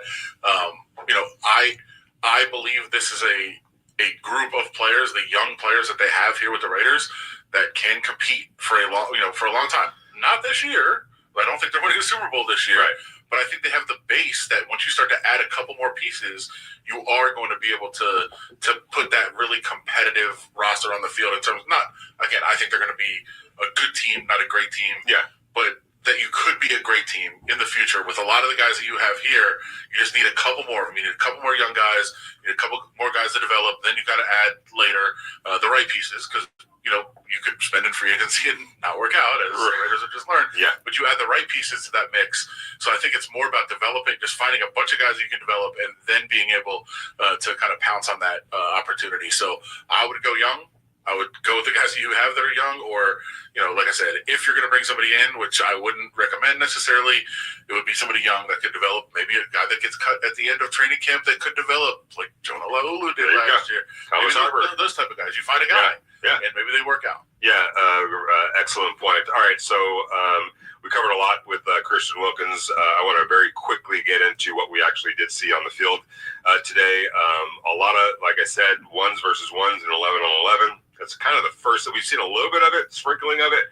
First 2 days. Today was the day where the ones versus the ones, they really got after it, and a lot of the work was done in the red zone. It was from my vantage point. Need to do more of that. They do need to do more of it, but there was some really good give and take. There were some offensive touchdowns that were scored. There were some great defensive plays that were made. So I would, if I were just keeping score at home, I would say the defense, it was more their day, but that's not to say that they didn't do anything offensively, because they certainly did. There was a pick six touchdown by Lonnie Johnson off a throw by Geno Smith. And I don't know if he's caught this, but maybe about 10 minutes later, Lonnie went over there and gave one of those, and Geno just patted him on the helmet and said, "Hey, you got to do your job too." It was a really bad decision. Yeah, it was late. He waited late. Threw back across the field. Kind of blind throw, like he didn't even really look back. He just kind of assumed he had the outlet guy out in the flat to the left, right? And way late, and just basically a walk-in pick six. Bad decision. more than a bad throw. Right, right, for sure. There were also some good offensive moments. There was a touchdown throw, really a beautiful throw from Gino to Trey Tucker in the back of the end zone during one red zone period, and then there were some other good defensive plays as well. Aiden O'Connell was a little up and down today. There were a couple of good throws, but there were a couple of ones that were just, quite honestly, off target, as there was for Geno Smith. So they're kind of getting after it. But in talking to Pete Carroll afterwards, he seemed pleased with the work that was put in over these first 3 days. He's really eager to get Sunday's practice out of the way. They'll have an off day on Saturday and get to the pads on Monday. It's still not, we're not talking about old school football where guys are getting tackled to the ground. They're doing an Oklahoma drill Monday. No, and that would be great if they did. But what really does happen, and this is the one thing that you can really gauge. You can't gauge the tackling. We get that. We understand that. But the offensive line, defensive line becomes a real engagement and fight at that point. And I would imagine the offensive line is pretty frustrated right now, not being able to block their counterparts. That'll start happening on Monday. Yeah, I think everybody's excited to see it. Everybody talks about it. It is the offensive line, defensive line, because you really can't judge, and you forget. Like, you do forget when you're watching it, and you're kind of watching some of the battles on the line, and they're not actually hitting. They're kind of just shadowing, getting in the way. There's a little bit of contact. They get fired up. Obviously, they're NFL players, so they're not completely backing off. But there's no pads, so you can't actually block. So you start watching, you're like, oh, this guy just did this. You're like, oh yeah, they're not wearing pads. Like, it's not right. And I would say I was actually talking to on the sideline. Won't give his name, but people might be able to figure out, a former NFL player who was on the sideline, and he was even like, he's like, oh, how did that guy? And then he goes, oh yeah, they're not pads. He can't hit. He can't hit. Even he forgot. I mean, you kind of forget when you're watching, but you see it ratcheted up inside. I mean, they're gonna do full contact. They're not gonna hit, take guys to the ground. I don't think very early again with pads. You never know, Pete. You never know. But you do kind of forget, and then I think we'll see what is actually going on the lines and really be able to watch some of those battles between the offensive and defensive line, and then you'll see the tempers start to flare a little bit out there as guys are actually hitting. Without question. It's 120 degrees. It's been nice so far. It's been beautiful. But I imagine it's going to get a little warmer, right? And the pad's going to be real hot, and then that's when you start to see some guys get worked up. Yeah, as Chip Kelly told us, this is the time of year in this setting without the pads where when you're watching the offensive line, 1-2 steps, is his hands right, is his footwork right? All right, I'm not even watching the rest of that because it's kind of meaningless. That will start to change on Monday. And by the way, I don't know. I don't want to oversell that open practice over at Allegiant Stadium on August 1st, Saturday, August 1st or 2nd. I think it's the 2nd. Whatever's next Saturday is, a week from this Saturday. It's Saturday, I believe. It's Saturday, yeah, next Saturday. Open practice, I think, at 1 o'clock over at Allegiant Stadium. I keep hearing them talking about this as a mock game, as a scrimmage, and I'm very curious how Pete Carroll decides to handle that. Whether he's going to allow some level of tackling, I would doubt it, but he is. Again, he's an old school dude. Don't ever forget about that. Yeah, everybody keeps saying mock game. That's how it's been referred to. So scrimmage. I expect that it would be something like that. Although we also heard, I believe Pete Carroll said during OTAs, we're not going to see Asher Jetty tackled until a season game. Yeah. So I don't think they're going to tackle. Well, maybe there'll be some guys that are just off limits in terms of that. So in either case, we will be back on Monday, unless, as Adam said, there's some breaking news. Which, hey, after last night, never put that past anybody. So we'll be prepared either way. But short of a breaking news story, we'll be back on Monday to recap what we saw with the full pads. And in addition to that, give a recap of what we saw on Sunday. They're off tomorrow, Saturday. They're back on the field Sunday, then full pads on Monday. Until then, enjoy your weekend. Thank you so much for all your support. As I always say, please continue to hit the subscribe button and the like button. If you have a Raider fan in your family or amongst your friends, a subscription to Vegas Nation makes a whole lot of sense. We're your one-stop shop for Raider news and analysis. We got you covered from A to Z. So whether it's yourself wanting to get a subscription to Vegas Nation or to gift it to somebody else, it makes for a really good gift, and we thank you. We thank the Las Vegas Review-Journal and the Station Casinos STN Sports for all their support. We thank Heidi Fang for doing everything that she does. Adam, thank you so much for all. That's it. So y'all got all the scoop on Christian Wilkins, Tyree Wilson, Jonah Laulu, and everything they just said. I said about 2-3 days ago, which is crazy, right? But it ain't, because it's Europe, man. Europe give you the scoop. You feel me? You feel me? I'll give you the scoop, my nigga. You know what I'm saying? You gotta pay, niggas gotta pay attention, close attention. See the moves that we making, you feel me? Now, Europe ain't always right, because I said we wouldn't make no moves and we made some. So. Well, I said we wouldn't make no moves, but mainly I meant trades. You feel me? But I still said we wouldn't make no moves, so I'll own up to that, you feel me? But I'm trying to tell you, yo, we ain't missing a step. And you heard what they said. Jonah Laulu looked really good.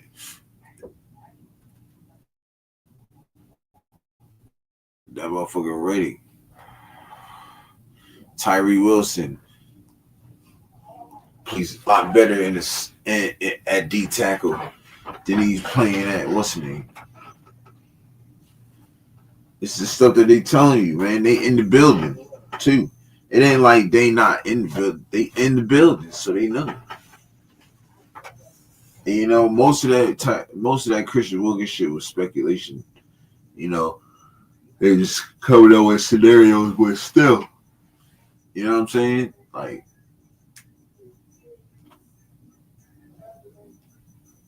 so you know, it's all good. You know, but at least we know that we got a vision, and we know already what we want to do, where we headed, where we want to go, and where we headed. You know what I'm saying? So, like I said, this shit starts off with New England week 1. Well, not really. It starts off with, I don't even give a fuck if it's preseason. But this shit starts off with Seattle.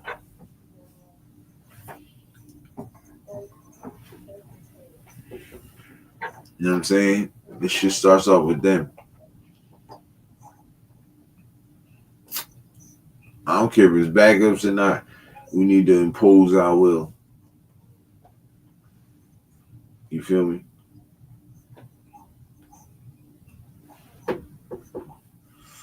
Like, we really need to impose our will.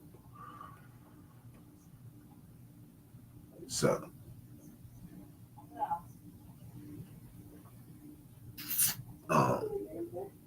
but yeah.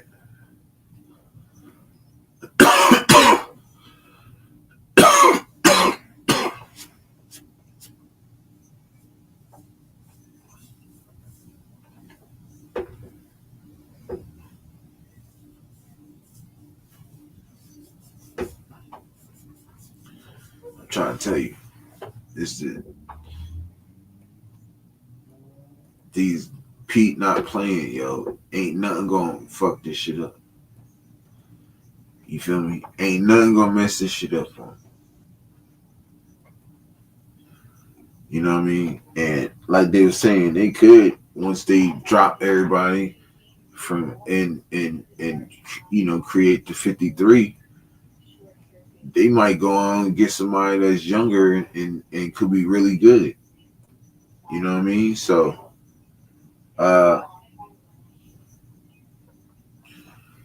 you know, this is a good time to go and get Clowney, probably. Go look at Clowney. You know what I'm saying? Now that we move Tyree, we can move Tyree full time to D tackle. Shit, hell, why not? Bring in, like, what's the name? So he can, you know, we ease in Kuntz. And then Kuntz becomes the starter. Or not even that. He sit behind Kuntz. He get a breather. Kuntz come in. You feel me? We in the building. So, I mean, Cloudy come in. I mean, Coots. I'm at Cloudy. We in the building. You feel me? So, yeah. So, that's what I'm talking about. You know what I'm saying? So.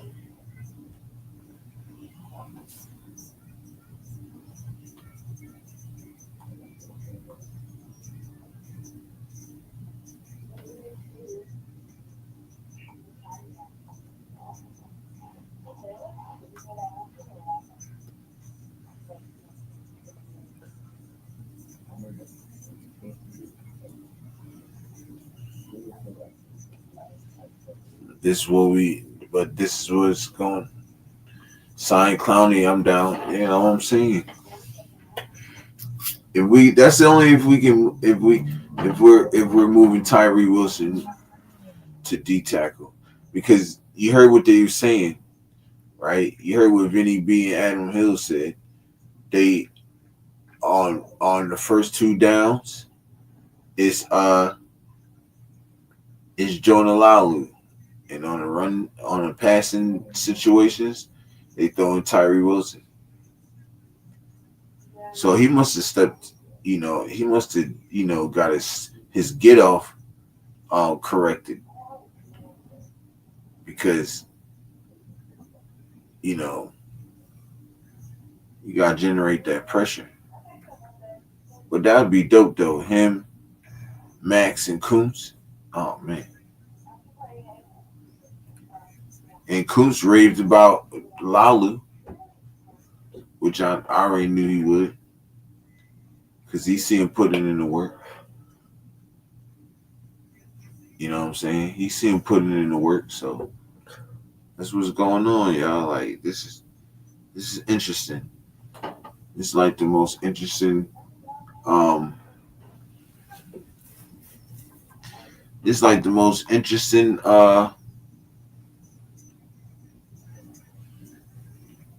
Off-season training camp we had.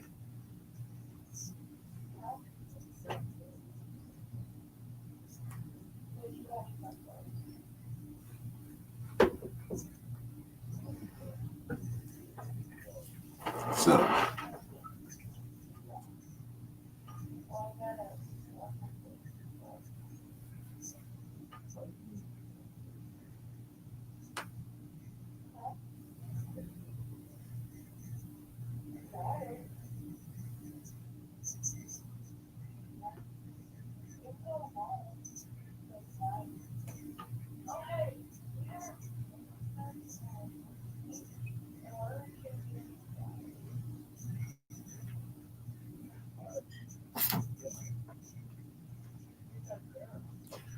yeah, but I don't see him starting over Kuntz though.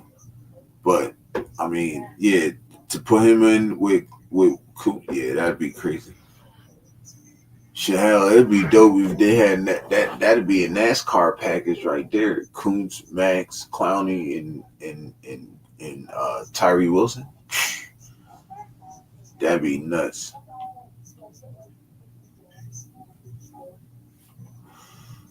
Just at the NASCAR. And then, Jamal Adams, they got him played the Leo.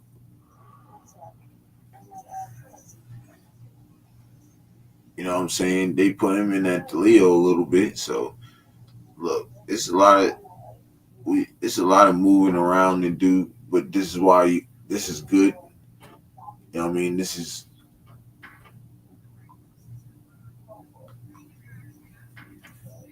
Oh, of course, hell yeah. And that's facts. They will be batting balls down left and right. Right, I agree. Kuntz for sure has to be out there on third downs, no questions. Yeah. Like, that's facts, bro. And why not throw in the NASCAR? Little NASCAR package with Clowney, Kuntz, Clowney. You put Tyree Wilson and Davian Clowney in the middle and put and then you got Koontz and Max on the outside. It's crazy work, you know. And fuck it, why not? Why don't you have somebody blitz? Somebody like Jamal Adams come off like the edge or somewhere.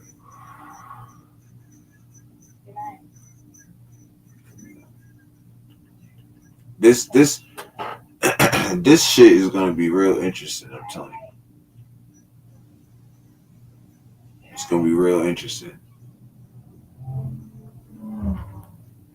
And that's why I'm doing the pressers. And I'm gonna start doing more of the Vincent Bonsignor review so we can go review of what he be saying because they in the building, you feel me? And I follow them. You know, shout out to Adam Hill and Vinny Bonsignor, you feel me? Shout out to them. You know, so I'm not gonna play them on there and nothing because I don't want to get copyrighted, so I just do the audio. You know, I'm not making no money off of it, nothing. So, you know, it's not for promotional use.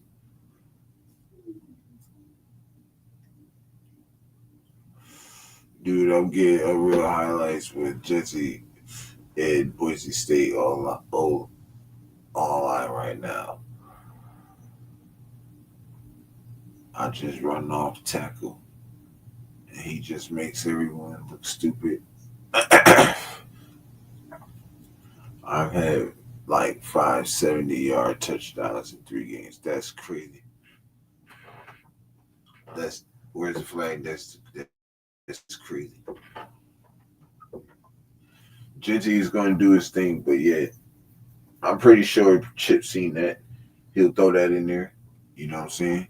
I'm pretty sure Chip seen that.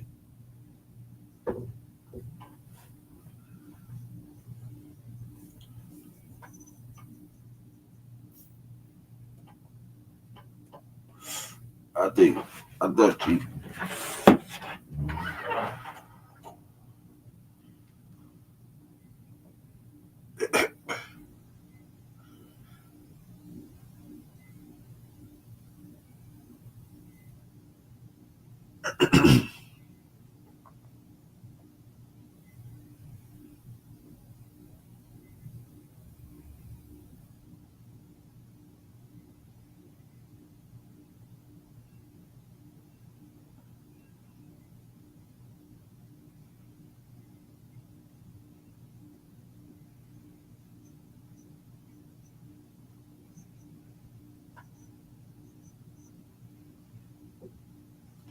I'm trying to figure out what.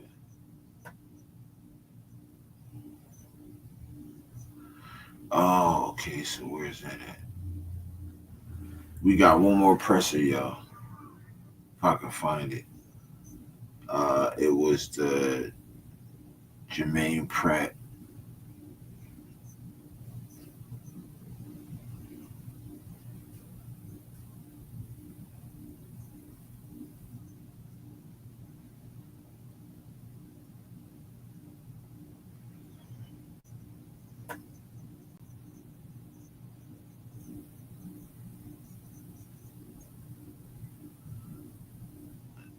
He said Jermaine Pratt, but I don't see it.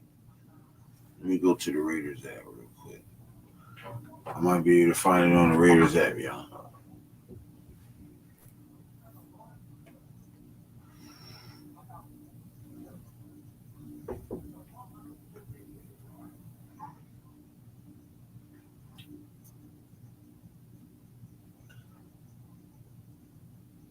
DeAndre Coburn. So we picked up another D tackle, y'all.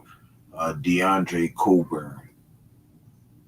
It looks like he was playing for Tennessee.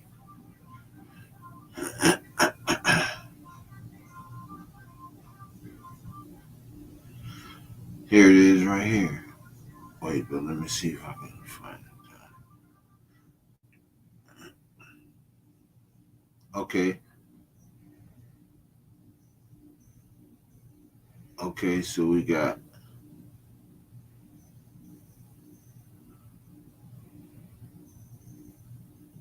DJ Glaze too. Okay, so we're gonna play the DJ Glaze one first. We're gonna go down the line. Matter of fact, it takes us down the line already. And Cole Miller's back is the next one, y'all.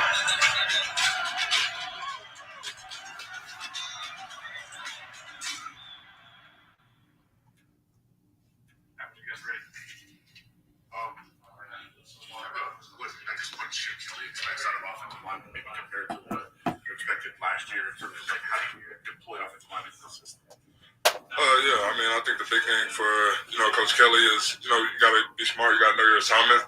That's kind of the starting point. So, we kind of, all got together. We've been learning. We're still learning. But, it just kind of starts with knowing our assignment, knowing the guy next to you is going to know his, and then execute. That's the biggest thing. Just knowing where to be, when to be there, knowing the guy next to you is going to do his assignment, so you don't have to worry about that as well.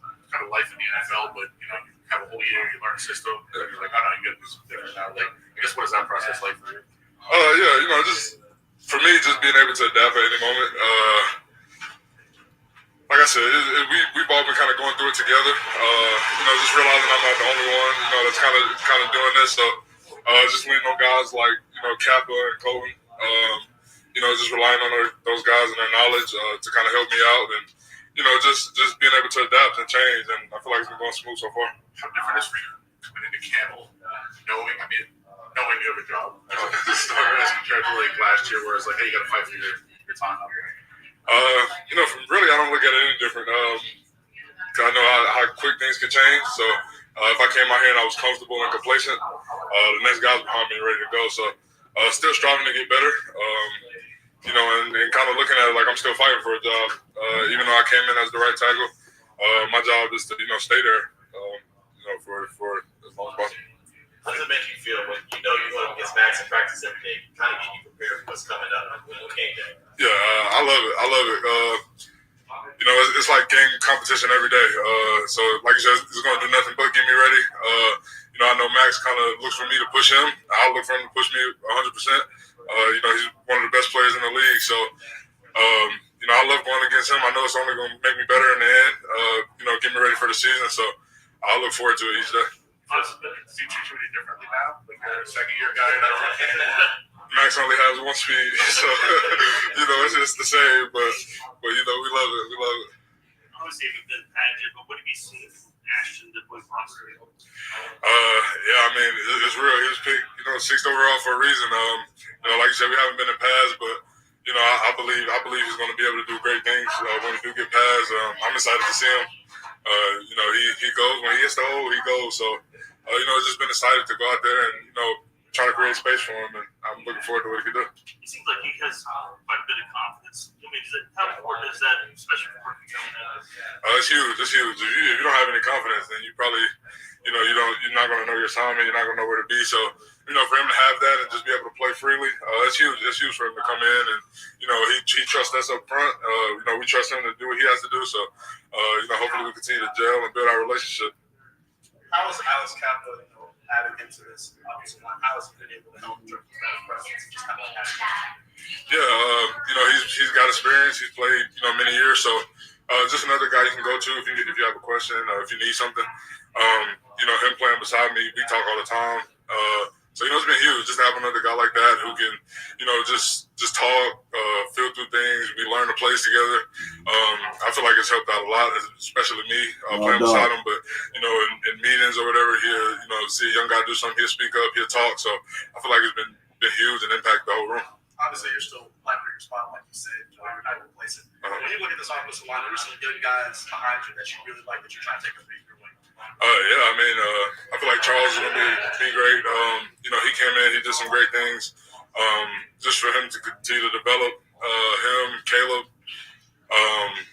Those guys just come in with energy, ready to go each day, willing to learn, asking questions. So, guys like that who ask questions, who are willing to learn, you just want to pour into them. And for me, it's going in my second year. I'm not the oldest, but I'm willing to, share the experience that I've got in my first year. So, just taking those guys under my wing and, getting them ready as well. You feel older than you are. Yeah. Has that always been, have you always been a little bit like, I guess, more mature? Is that like a thing you've heard from people? Yeah, for sure. Just trying to, like you said, try to take the mature route. I don't know. I've just always been like that.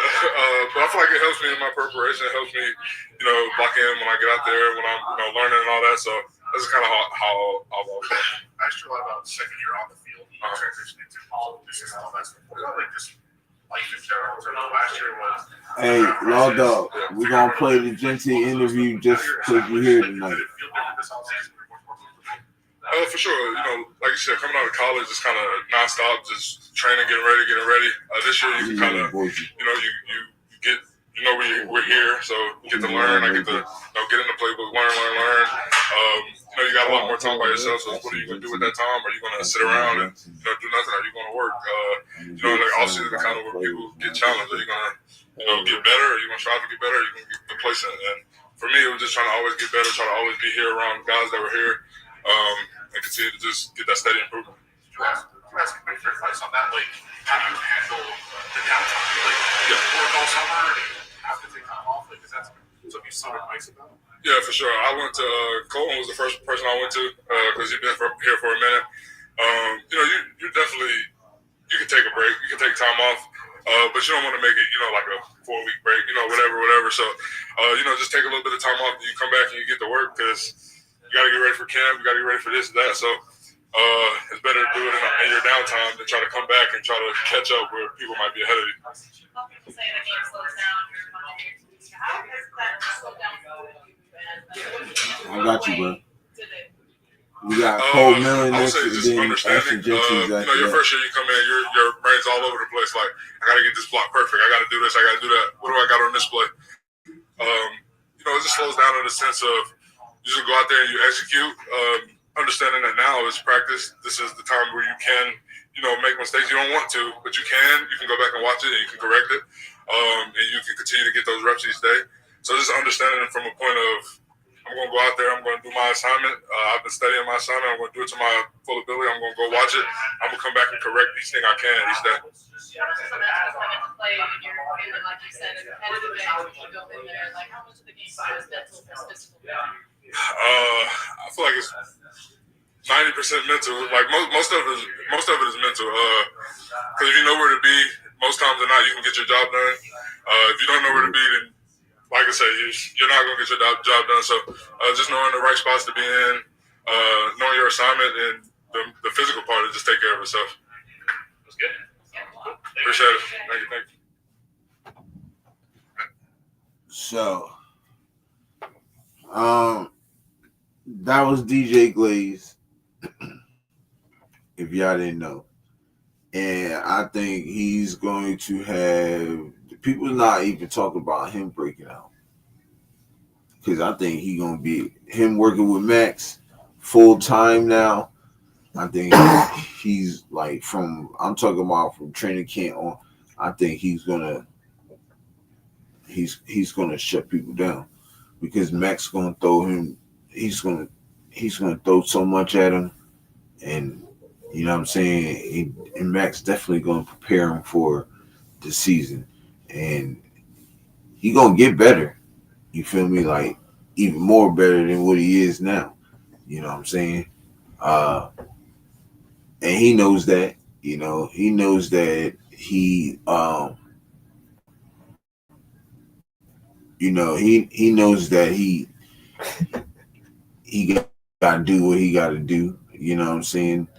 I don't think he should be worried about somebody taking his spot because I think he got that on lock. I think DJ Glaze is one of them, and he gonna prove this year. But yeah, he's one of my breakout candidates right there. DJ Glaze, yes sir. I think he gonna lock shit down. Him and Colton on both sides. We just need the guards to get it together. Once we get the guards to get it together, which we heard Third Mumford was playing some guard at right. He was playing at right guard. So I think they moved him from left to right. See if that's good. Hey, Ardelli in the building. He said Lumberjack Europe in the building. You in the building, my brother. Yes, sir. Yes, sir. You in the building. We just playing these pressers, bro. Max and everybody said DJ Glaze looks amazing. Yeah, nah, facts. He looked poised to have a good season this year, yo, for real. He looks poised to have a good season this year.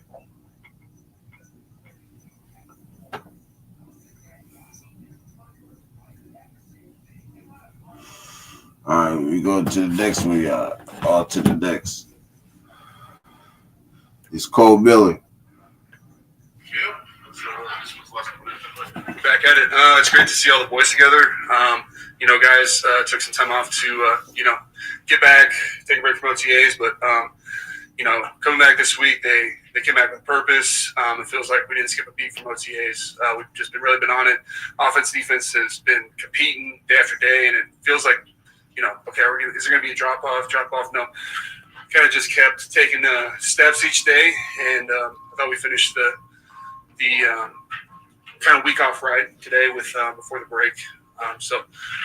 We're excited. Pads are in two more days, so things are good. Jackson, about this, but how much different is what Jimmy Kelly asked you and his offense as a lineman than maybe what other coaches have asked you? Kind of go back to just being dynamic, because for as much as you can do as an offense, it kind of keeps the defense guessing. So I think just being dynamic, being able to do a little bit of everything is a huge pro, and we can execute it. Everybody says this camp feels different, the staff feels different, like there's different energy. Like you say that every time there's a new coach, every time there's a new regime, like it's different. It's different. You don't see a big bowling ball taken right out to, or the coaches bringing the juice. The players are having fun. No, you do feel it. When you step into the locker room and onto the field, like it's contagious. And it's got to come, it's either from the coaches or players, but we're all bringing it along.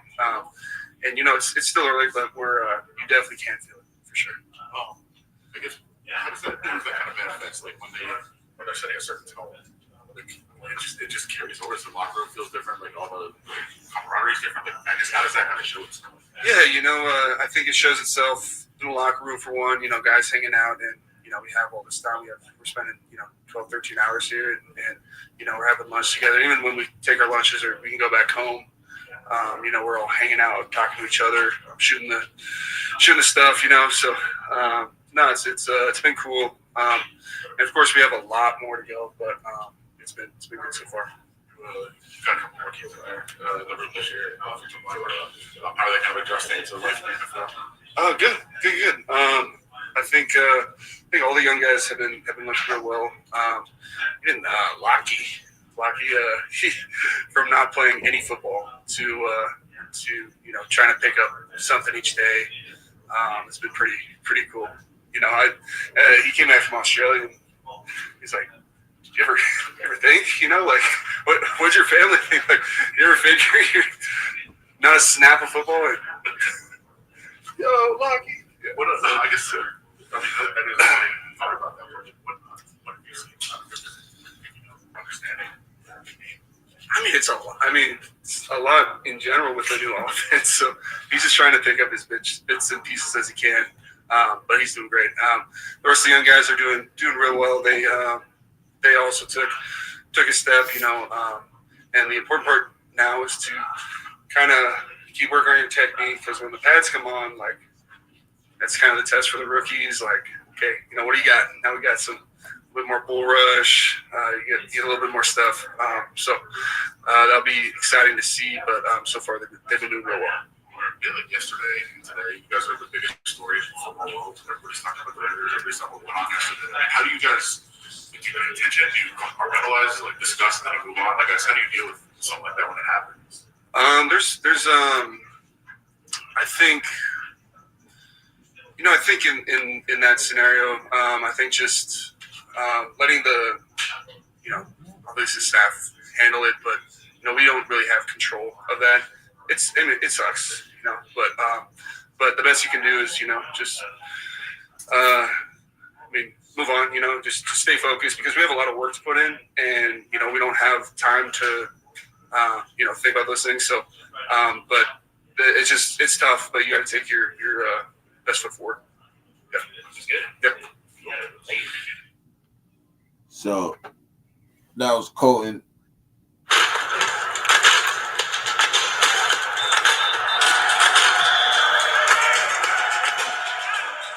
That was Colton.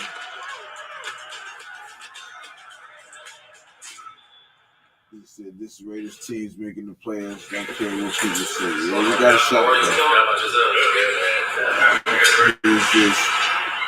All right, how you feeling so far? The first couple of days of training camp? Feeling great. The body's adjusting to the training camp life, especially being out here. It's something that I'm not quite used to, but I sort of am. Being in Miami for the past 3 years, so the heat's not so much.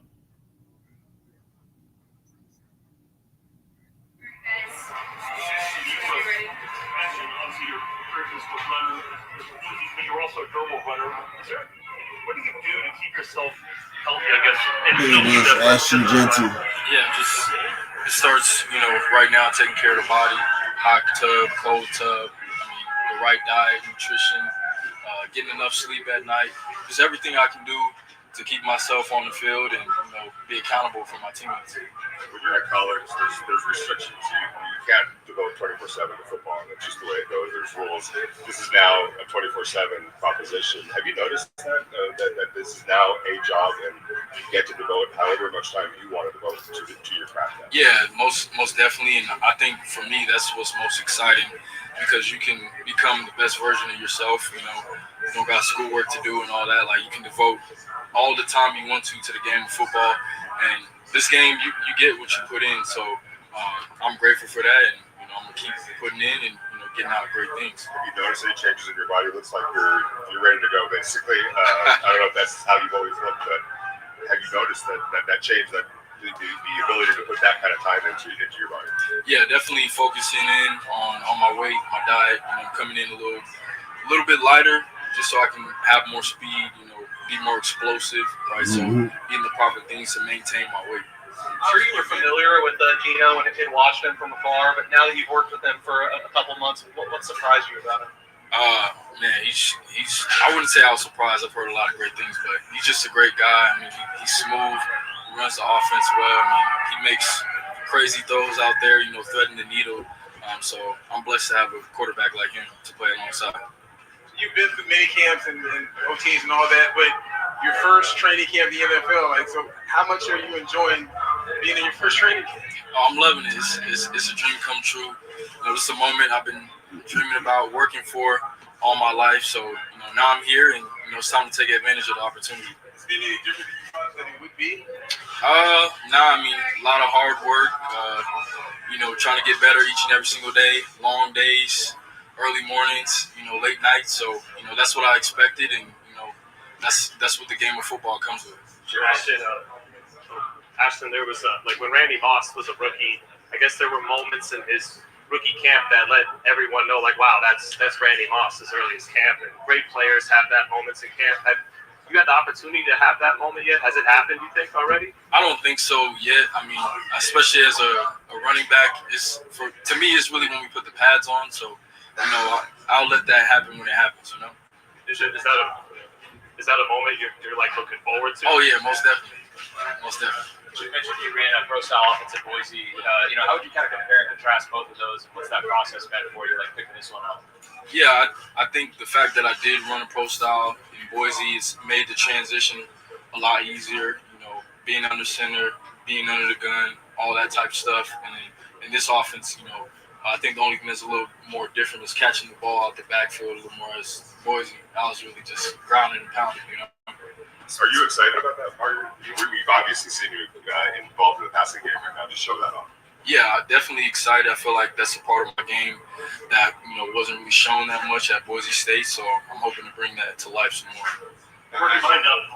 Working behind the offensive line, really. Did they have to wait till get the pads to really get that chemistry going, or can you establish that now? I think you can establish it now. Coach Pete Carroll talks about it a lot, just your imagination, right? So a lot of the runs, and they're going to hit a little different right now. You gotta be on this channel, bro. You can kind of imagine it and just gotta play be the on this technique and channel with little fundamentals so that party. when the pads do come on, You can you're just dip. ready to go. It's second nature. He wants to previously talk to us about how he wants to take his way here and doing this year. Just so far, what have you learned from him? And kind of like, what's it been like having that better leadership already with you? Yeah, it's been great. I mean, he's already been doing that since day one. Just advice on little things, whether it's on the field or off the field, any way he can help me, he's been there. So it's always great to have a veteran in your room that can bring you along and show you the way. Being a college star is kind of one thing. Being in the NFL is kind of one thing, but being a Raider here in Las Vegas, see at Summer League, like how has the experience been? Raider Nation, everything else, like being with this franchise. It's been amazing so far. I mean, obviously, a superstar is one thing, but then a fan base who truly loves all the players. G-Fan, what's up with the ball up top? She's special. Right above you. So what? Yeah, I don't know if I ever will. You got the last one. Sorry. You mentioned some things that you expected from the NFL, the long days, hard practices. Is there anything that's kind of surprised you so I feel far? sorry for you because you about to catch a headshot. I wouldn't say Bye-bye. Probably the playbook, just how many plays and the level Appreciate of it, detail being G-Fan. higher. So just so much more plays to remember. I'd say that's the main thing. So much of your game is breaking tackles. Before the pass come on, what are you really trying to hone in and focus on now? Just the details in every single play. Getting to the right depth of my routes. Hitting the right aiming points on my run tracks. Identifying the defense and the pressures, being able to pick up pressures. So just all the little things that'll make me an all-around great back. Everybody shared ideas about what you can do for the offense. In your own words, what do you think you'll be able to do for the offense? I say like a car. It's got the engine, so you want to run the ball. So I'm gonna try my best to make this offense run, and we got great receivers, great tight ends, great quarterback, and it'll start with the run game. Let's do one more. All good, guys? Okay. So I'm playing some pressers. I done went up on the I went on the what's the name?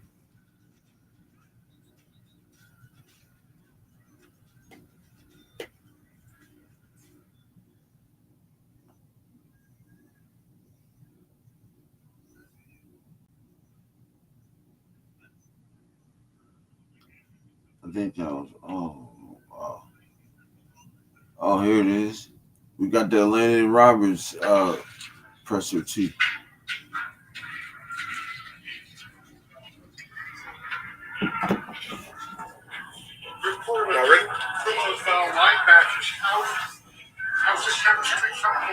Yeah, I think it's coming along good. Me and Pratt got an opportunity to talk before training camp. We all came together in training camp. We had a long conversation on the phone. Me and Devin been together since OTAs and stuff like that. And the whole group That ain't kept in YouTube, contact. please. That's Throughout your the whole security right there. month that we had off in OTA. So we coming together well. We starting to understand each other. Sometimes without saying it, we kind of, getting familiar with how each other's going to play certain situations and how we're going to communicate through them. So it's been a good start. We just got to keep it going. It starts with communication. Secondary place to expand my knowledge.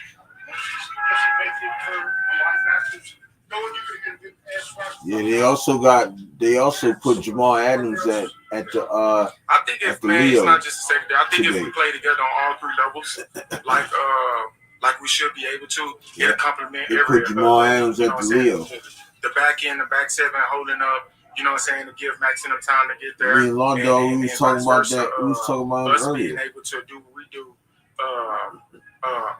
Max and them being able to do what they do up front going to compliment us. So it's really all us time together, working together. It's just not one group. It's the whole defense.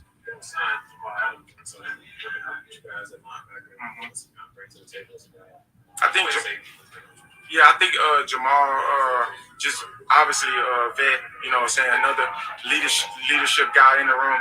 But at the same time, if you didn't watch Jamal Adams, it'll be second nature for him to walk down in the box and be a backer because, you know what I'm saying, he's one of them safeties that just have many talents, man. He can be a safety.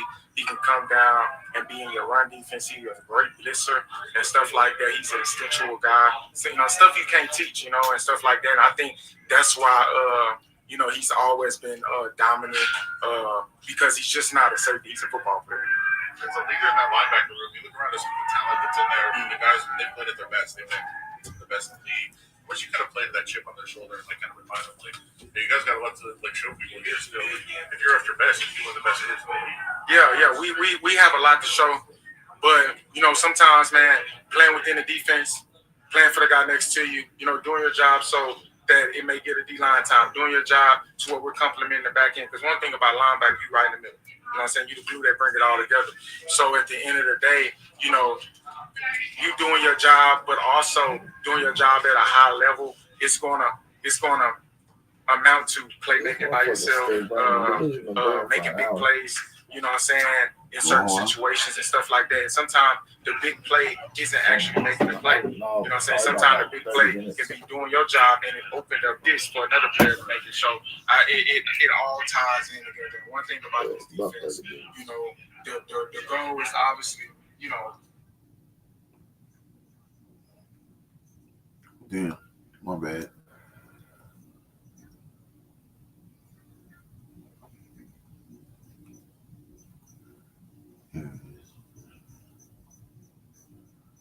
Yeah, it might start all over. Sorry about that, y'all.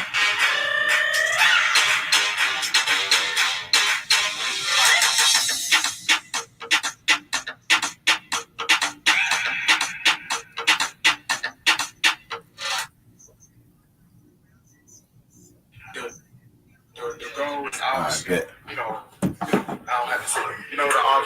The obvious goal is, and how you get there, you play together as a defense. You know what I'm saying? You don't think about individual goals, because if you do your job, then the individual goals will come. Matt and Jermaine Pratt, guys, played a little bit of OTAs but now training camp. What do you think that he has added to that unit? Yeah, we wasn't able to play with Jermaine at all in OTAs, but getting him out here in training camp, and so we talk, after OTAs, but getting him out here now in training camp has been great. Another communicator, another guy that brings a lot to the defense. Jermaine, these last, since we've been in these last 3 days, big communicator. We talk all throughout the day, football and everything.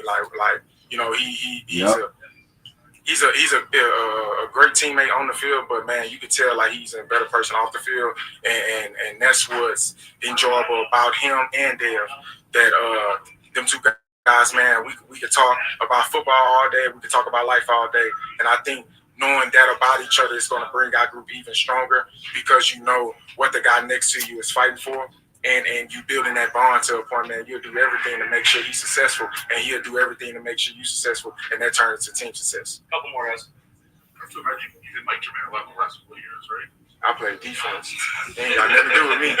Yeah, I play defense. He ain't got nothing to do with me, but I didn't really lose a lot to them. I keep hearing that OTAs and training camp were real tough camps, and it made it easier to slide into training camp. Is that the same feeling that you had as well? Man, to be honest with you, Keith, I just doing whatever we need to do to get this defense going, whatever we need to do, what we need to do to make sure that we putting ourselves in the best position to win. I kind of haven't even been. Every day I come out tired. I be in walk-through tired. I talk too much.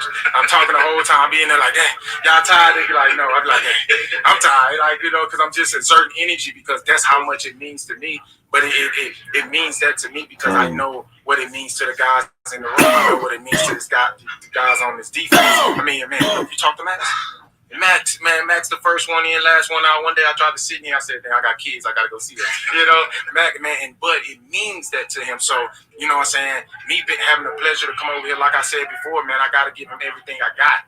You know what I'm saying? And stuff like that. And doing that with the leadership that we have amongst the whole team. Not just one person. It's amongst the whole team. You see what Pete is building in the right direction, that, I kind of haven't been noticing it because we just been at that level, you know what I'm saying? And I think it's been contagious because it starts with your leadership. And I think every day we've been bringing it. Last one, guys. How well do you think everybody picked up where you left off from the camp OTAs to here? Yeah, I think we picked up well, but right now, you know, it's just you still tying it together. We haven't even put pads on. Yeah, we in an infatuation stage of this thing, man. When them pads come on, then we're gonna really start seeing, you know, what we got, and we're gonna start gelling as a team and getting that camaraderie, ready to go to war and ready to hit other teams in the face. Cool. Thank you. Yep, no problem. So what's up? Oh man. Chip Kelly hopes a game this year comes down to a home run derby to determine. Your reputation is kind of spread around from what happened at that song. How much But yeah, y'all. You know, I think we're gonna cook this season. Everybody poised, everybody ready, everybody still got the same energy as from when they left to now. So, yeah.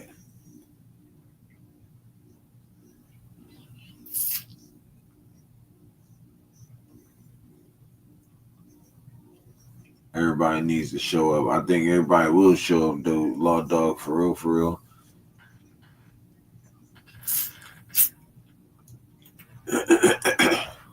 Dope, yes, man. Yeah, I told y'all I'm gonna be giving y'all the scoop, and I don't know why I didn't look on what's the name with it.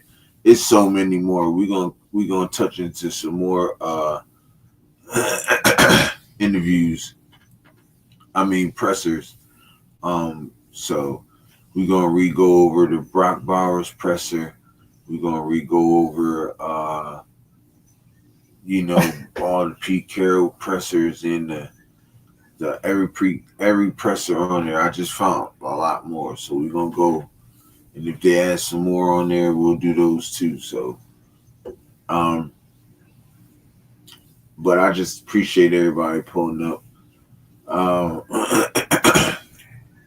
My last little thoughts on this is that I think we're gonna be straight. I think, like I said, 10-7. We sneak into the playoffs.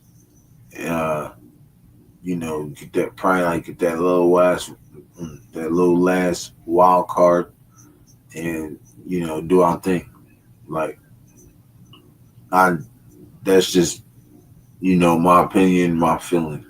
I like where we headed. I like what we gonna do, and it sounds to me like everybody's can't wait to put on the pads because that's what everybody keeps talking about. You know what I'm saying? All Dog said it right here. August 7th. Yes, sir. Beware or be square. You feel me?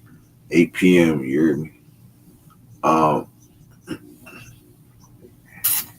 I don't know if I'll be live, but I will be doing a recap after the game. So y'all stay tuned. I'll probably be, you know what? I might be live before the game starts, and then, you know, I'll do that. So also interview with the Violator August 26th. Y'all make sure y'all tune in, man. Everybody get your comments and your questions, or get your questions in the comments. You know what I'm saying? And yeah, man, we're gonna have a blast. You feel me? So, like I said, I appreciate everybody pulling up and stuff, man. With that being said, y'all know what it is. Your Raiders. And I'm out.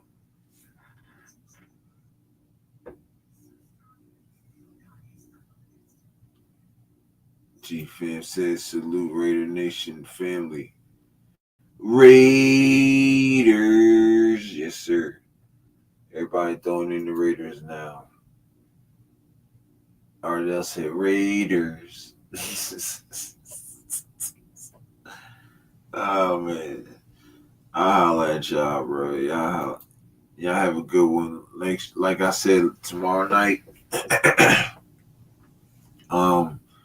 Tomorrow night, definitely be doing all the pressers. So, and giving in opinions and stuff like that. So, y'all make sure y'all tune in. You feel me? So, peace, and we out.